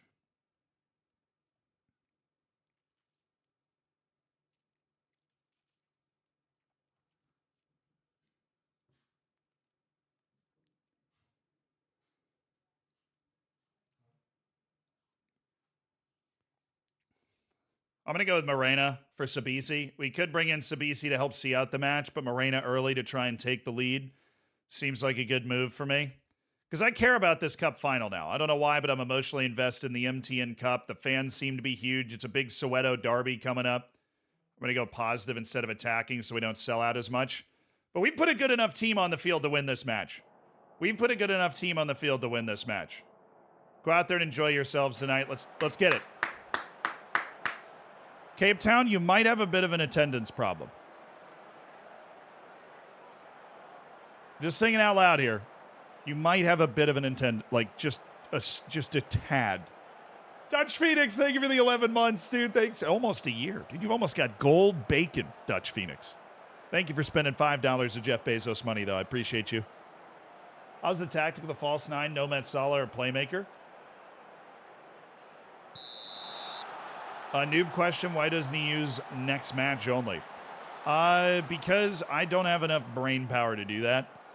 And what I mean by that is when I use next match only, I can always forget. I'm usually making changes that are for the next match and also general changes.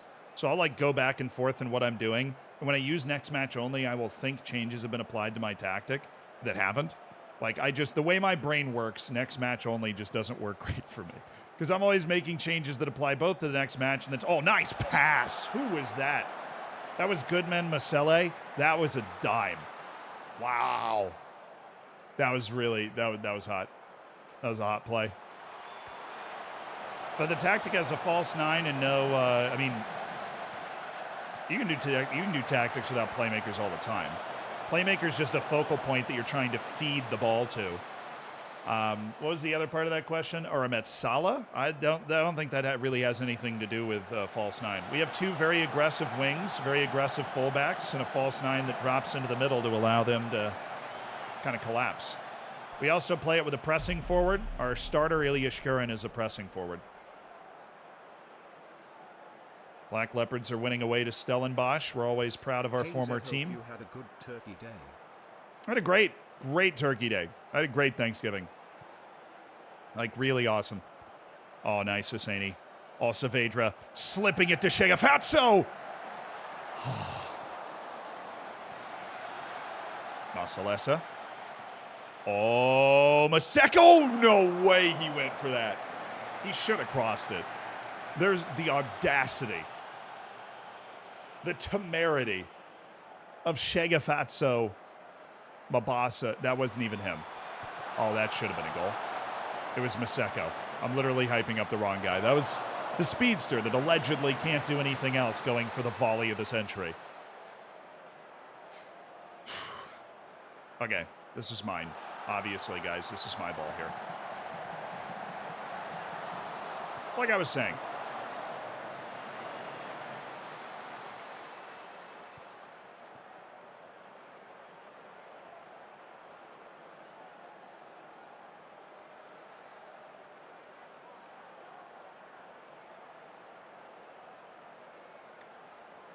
May have to go into attacking at some point in this game. We'll go encourage.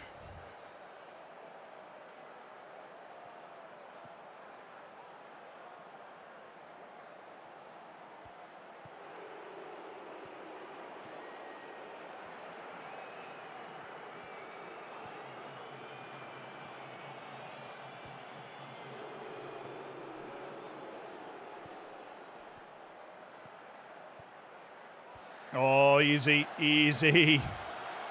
Laila. Husseini.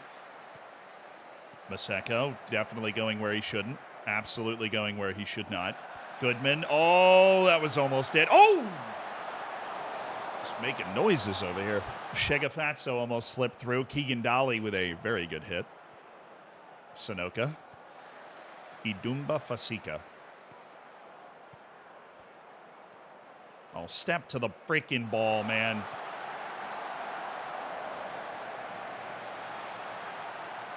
All right, they've shot one across the bow to let us know they're here.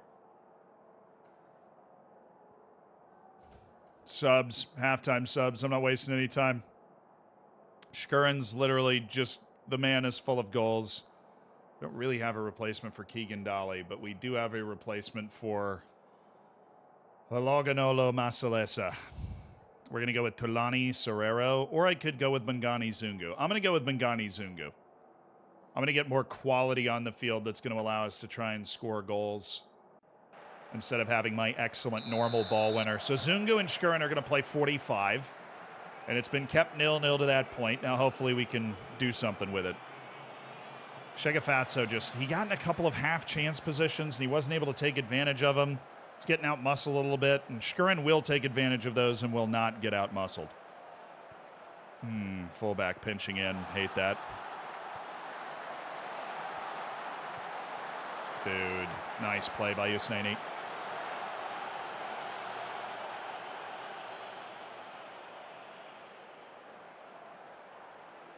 Haven't scored off a corner in a while.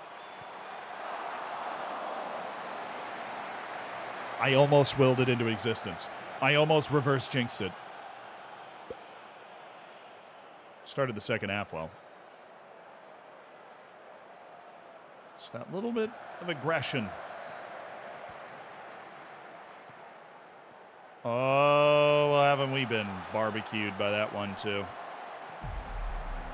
It's all right. He has nobody. Just, oh, my, you got to find him. We got 4 guys in the box. Haven't scored from a corner for a while. Thank you. Chester, I appreciate the 40 months, dude. That's a long time being a part of the Hammers. I appreciate you, Chester. I'm going to go very attacking. There we go. That just threw 2 more guys up in the set piece that he didn't even wait for. Saavedra. No, there it is. Keegan Dolly. Corner. Oh.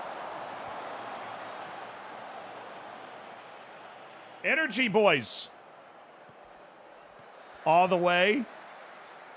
Thank you for the prime, dude. Or just straight up tier 1. All right. Thanks for supporting the channel. Thanks for being part of the Hammers. Pass it. Oh, come on. Enjoy your bacon and enjoy your emotes. Dolly. Oh, yes, he got it through. It's a freaking offside, dude. All right, subs. We have other guys on the bench that are good. This is not where we wanted to be, though. Kermit Erasmus, inside forward. Mohamed Hosseini, you're going on to attack. Morena's going on to attack. Sunu's going on to support.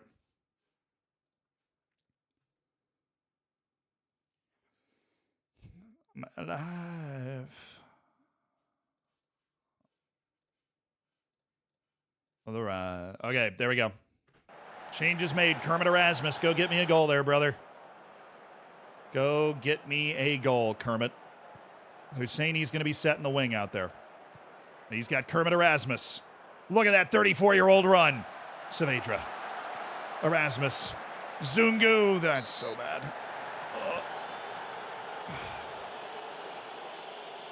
I do have one more substitution window. You got Montrose, you got Sabisi, I've got Sabia. We'll go with Sabia. He has a ton of pace. We're just going to go with Sabia and just have him flying up the wing as well. On attack, Goodman Masele is nervous. All right, fine. I'm going to get Bangani Zungu and Saavedra to the front line of the midfield and bring in Talani Serrero. With the really aggressive fullbacks, it's probably a good idea. Create a defensive trio. You can kind of keep a lid on things with everybody else going nuts. And just getting better players in the field is not a bad idea. We need a goal. Oh, we fell asleep. Oh, that's terrible. Oh, that's terrible. All right, we're going to take... Sabia can't go up the wing. Since when?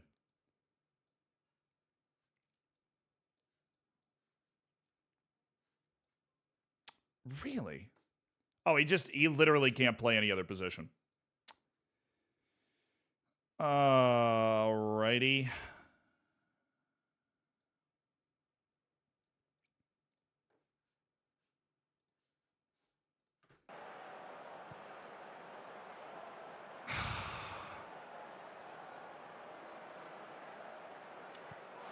That sucks.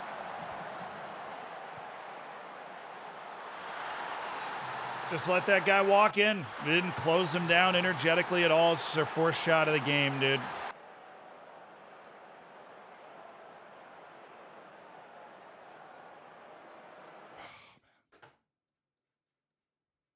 Zungu can't go up there.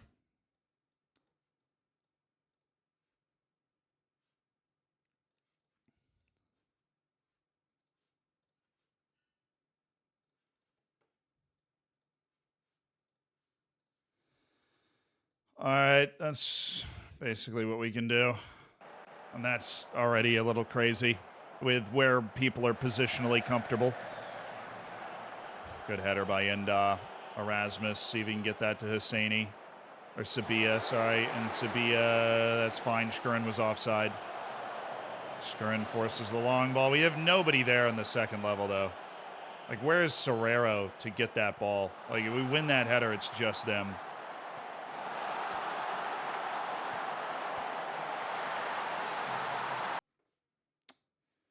That was a stupid change. That was a stupid change. I'll have him there. Have them both sailing forward, but that was a dumb change on my part.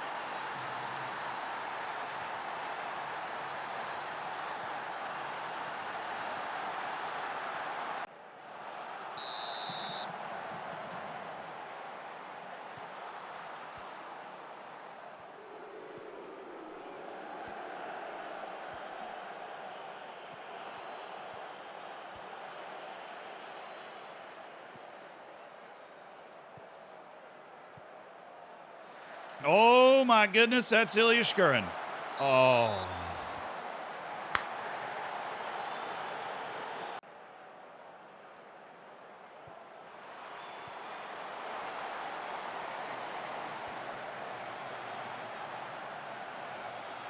A wide open header.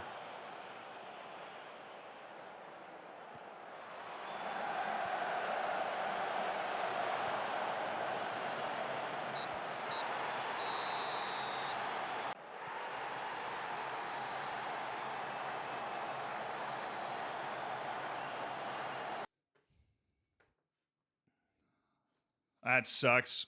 Dude, our 2 losses in the league are terrible. I mean, not that that's a bad team, but matches that we just completely dominated and didn't win, which is always a terrible feeling.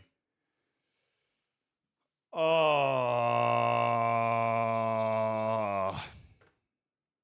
Well, I can tell you what's going to happen, though. We're going to absolutely blow. We're going to blow Kaiser Chiefs out of the water. This is what happened the last time we lost a match. Then we were like, oh, wait, we can lose? That's how I feel right now. This song.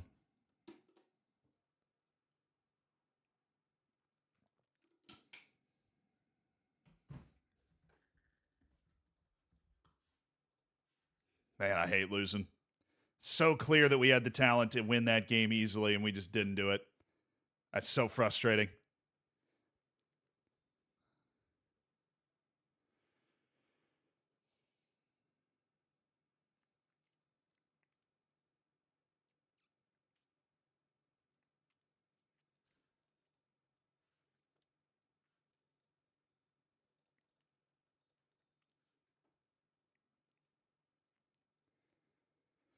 Kudumela, Mabasa, Masele, Pule, and Yiko. Dude, he called up Yiko Mobi.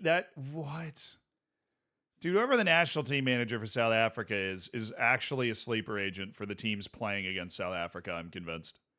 He's called up 2 players that aren't they're nowhere near my team.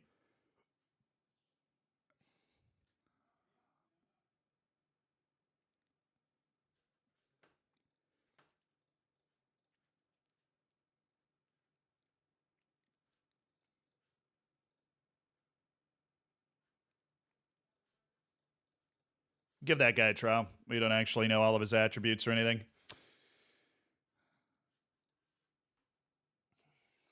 Mo May. What's up, dude? You look like you have some athleticism somewhere. Okay, guys. Kaiser Chiefs. Cup final. Cup freaking final. We deliver the goods on the big stage in the Soweto Derby. We've already beat them in the Be the Coach Challenge. In this tournament alone, we have handed the Mamelodi Sundowns a convincing defeat and destroyed Stellenbosch so hard I'm pretty sure they got relegated even though this is the cup. So surely we are going to deliver another resounding performance in the MTN Cup because we deliver when the lights are bright.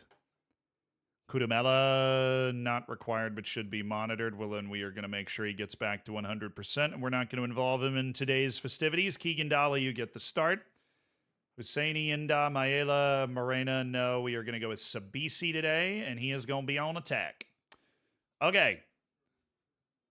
Ain't no mountain high enough. There ain't no river wide enough to keep me from winning this cup, baby. Hey, Kaiser Chiefs! You stole your name from an alt band from England, you losers. I learned that one last week. Enjoy yourselves. A lot of pressure on the boys tonight, especially after that tough defeat we suffered last time. Look at this. Look at the stadium here. This is a packed house for the Soweto Derby, dude. This is what it's all about. Cup final in the Soweto Derby. We can make up the 4 points in the league. Everybody's got to keep gelling, and we got to score goals when we have 2.3 XG. We can't have 0 goals like happened in the last match, but a cup final, the league is a developing process. We hate losing in the league, but there's a lot of matches left for us to make up for it. Everything's on the table in the MTN Cup right now. Everything's on the table. Okay, all right, they're dunking. Ali Ahmed is there. Oh, this is what it's all about, managing Orlando Pirates in an environment like this.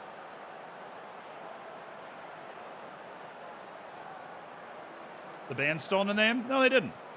Like New Zealand stole my name.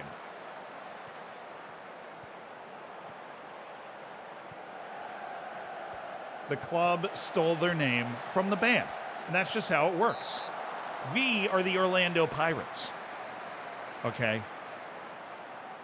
An original name.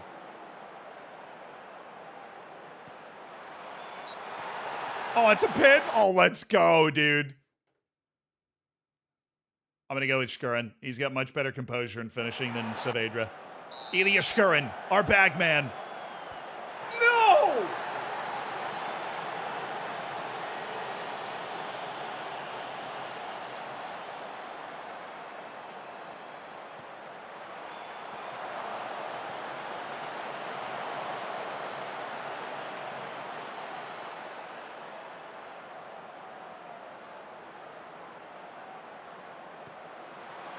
Oh, Ilio, get him back. Ilio, get him back. It's what he does. Maseko, Husseini. Oh, driving run!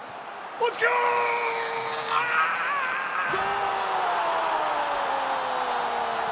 Ilya Shkurin in the cup final.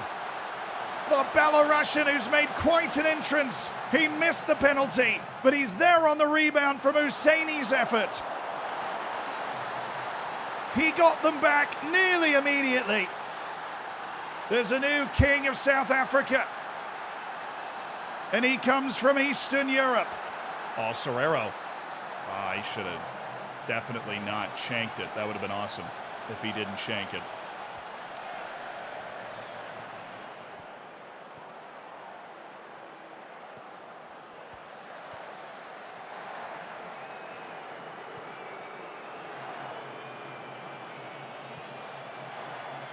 Oh, great pass. Weird touch by Dolly, but it's working. Oh. Nearly. Husseini.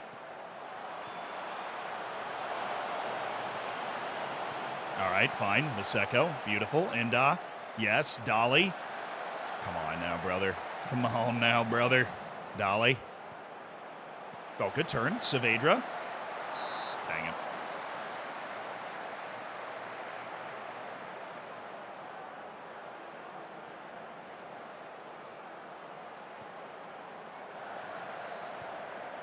Oh, is he on? No. He tried to like run back to the line, get himself onside.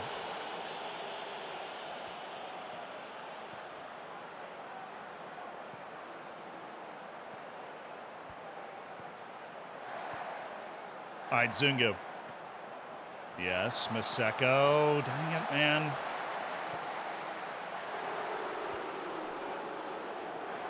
And Sabisi. Oh, we're getting cheeky. Saavedra.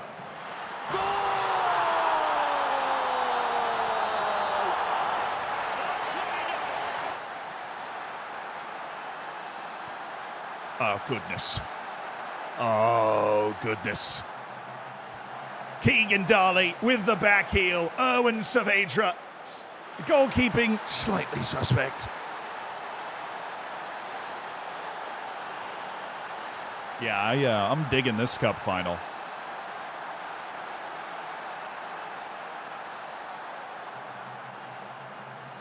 Soweto Derby, no contest, dude. Soweto Derby, no contest. That was beautiful. You didn't even, that's my backup. Keegan Dolly, signed as a free agent. I didn't even know he moved like that. I told you, though. What are we going to do? After that loss, we're going to show up, and we're going to blow these guys out. I know my team. They respond to losses very well. We'll start there. And they're very talented. We should basically win every match on XG. It's just about being able to create the obvious enough chances to score. Oh, dude, he nearly had that. Dude. We've built a team that can win every domestic trophy in South Africa. It's going to take some luck. It's going to take some excellent decision-making. And it's going to take some health. But I think we've built a team that can try and win all of these, like this huge number of trophies in South Africa. We can try and win them all. Serrero, pop it up. Zungu. Come on. Okay. All right. We're still making it happen. Oh, come on. Oh, come on. Is the same phrase with two different meanings? Like, guys. Guys. Was that Shkurin that got the first header? Because he did not win it well.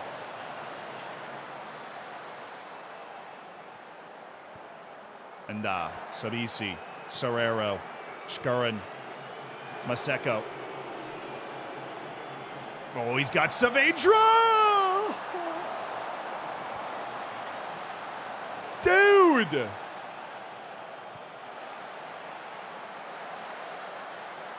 Did I use the original database? Yeah, I did.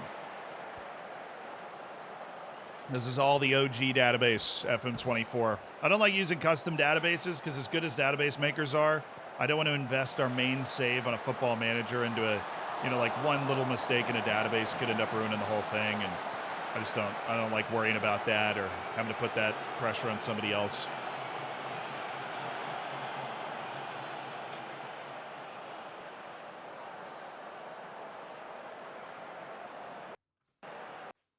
Great football. Hey, man, I know what I'm doing sometimes. Then you go Goodman, Masele to try and punish them when we're able to counter. We're going to up our passing directness, lower our tempo, and add some time wasting. And we are going to go with the old Dortley. Actually, I'm going to bring Dortley in for Inda, who is a 6.5 and a yellow card. I want a center back that's not on a yellow. That'd be awesome. Could also bring in Masalesa for our... Trust you to make a difference. Go out there and do it. Masalesa could come in for Serrero because Serrero is complacent, which isn't like a fun thing to hear about your ball winner. That was the best chance they've had in the game right there. Are these your biggest rivals? Yes. These are our biggest rivals.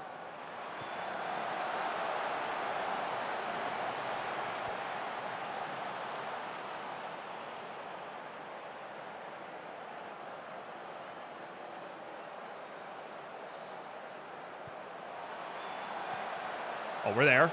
Oh, yeah, we're there. Shkurin.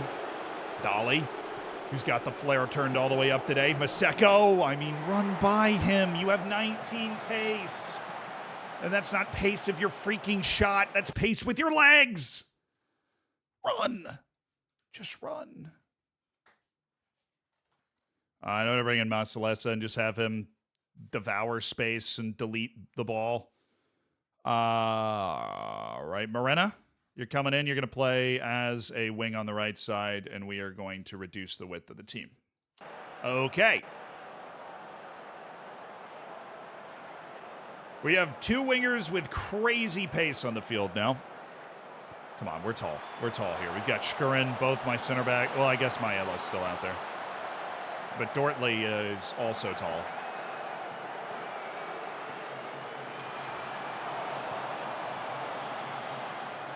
Does he have the trait? Yeah, he has it. I've seen him do it. Not today. This is only the second match he's been able to play today. He was hurt for the first bit. Oh, nice. Goodman, Masele. Goodman, Masele. Skurin!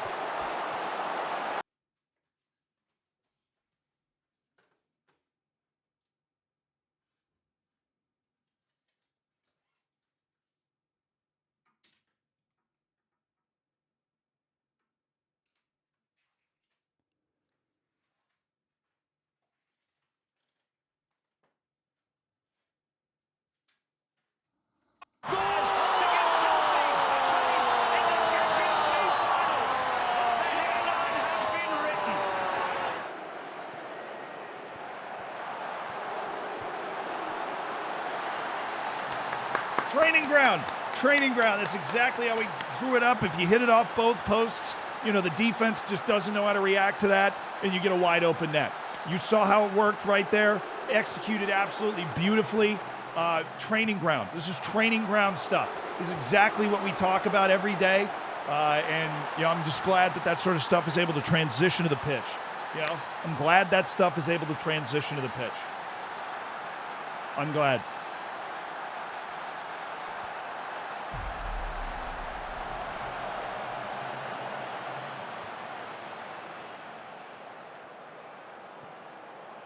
I love the match engine so much I had to reset for the notes.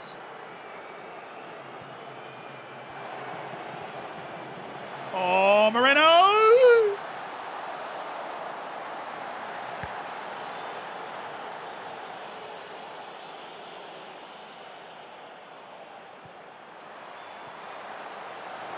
Don't know matter anyway. Uh-oh. Oh, foot race, easy. Hey, chat. How we feeling about a cup? Tartanero. Thank you for the 8 months. Thanks for supporting the channel. I love the match engine so much I had to resub for the emotes. That's what I'm talking about. I love that. Blow the whistle.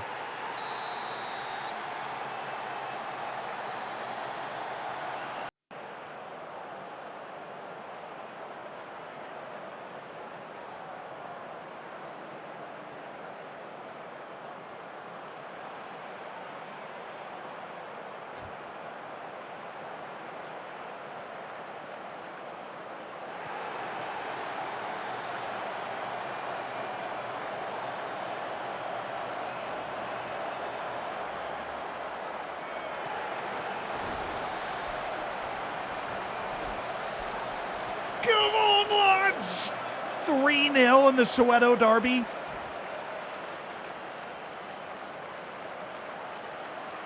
Come on. This is Orlando Pirates territory here in Cup Finals. The MTN Cup. Orlando Pirates territory. EOS, thank you for the 15 months. The subbing in freelancer comes on. Life has peaked. We underscored our XG in that match too. What a performance. Give me the news articles. That's when it really hits home. Give me the news articles.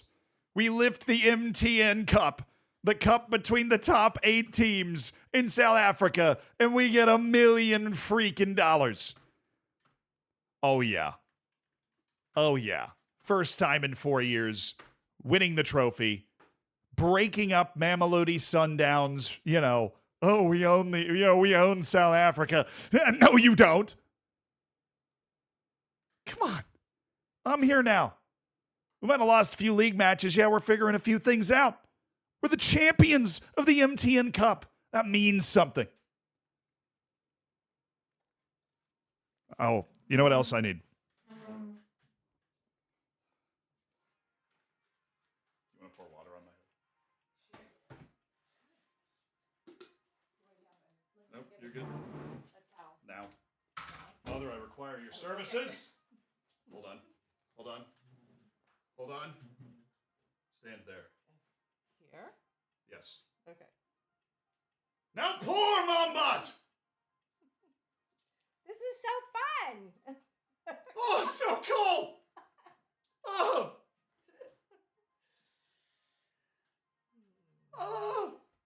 Why was it so cold? That's a very good... It's everywhere. That's a great thermos. Let me get a towel. It's so cold! Why was it so cold?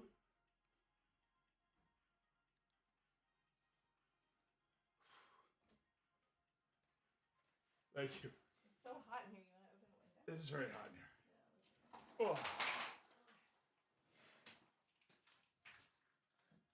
Oh. That dude. It is a thermos, so it keeps it cold. Wow.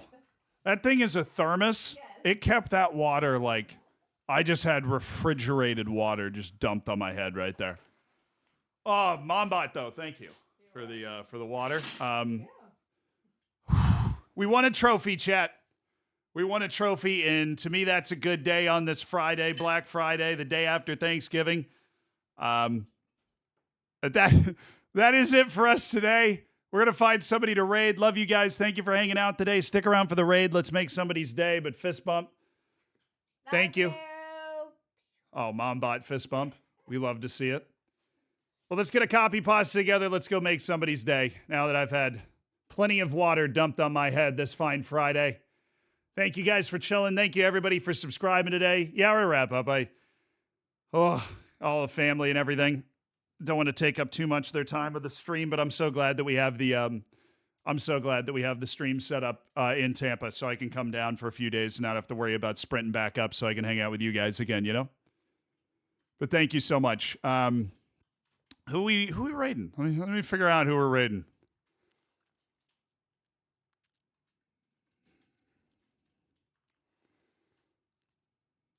I'm looking around.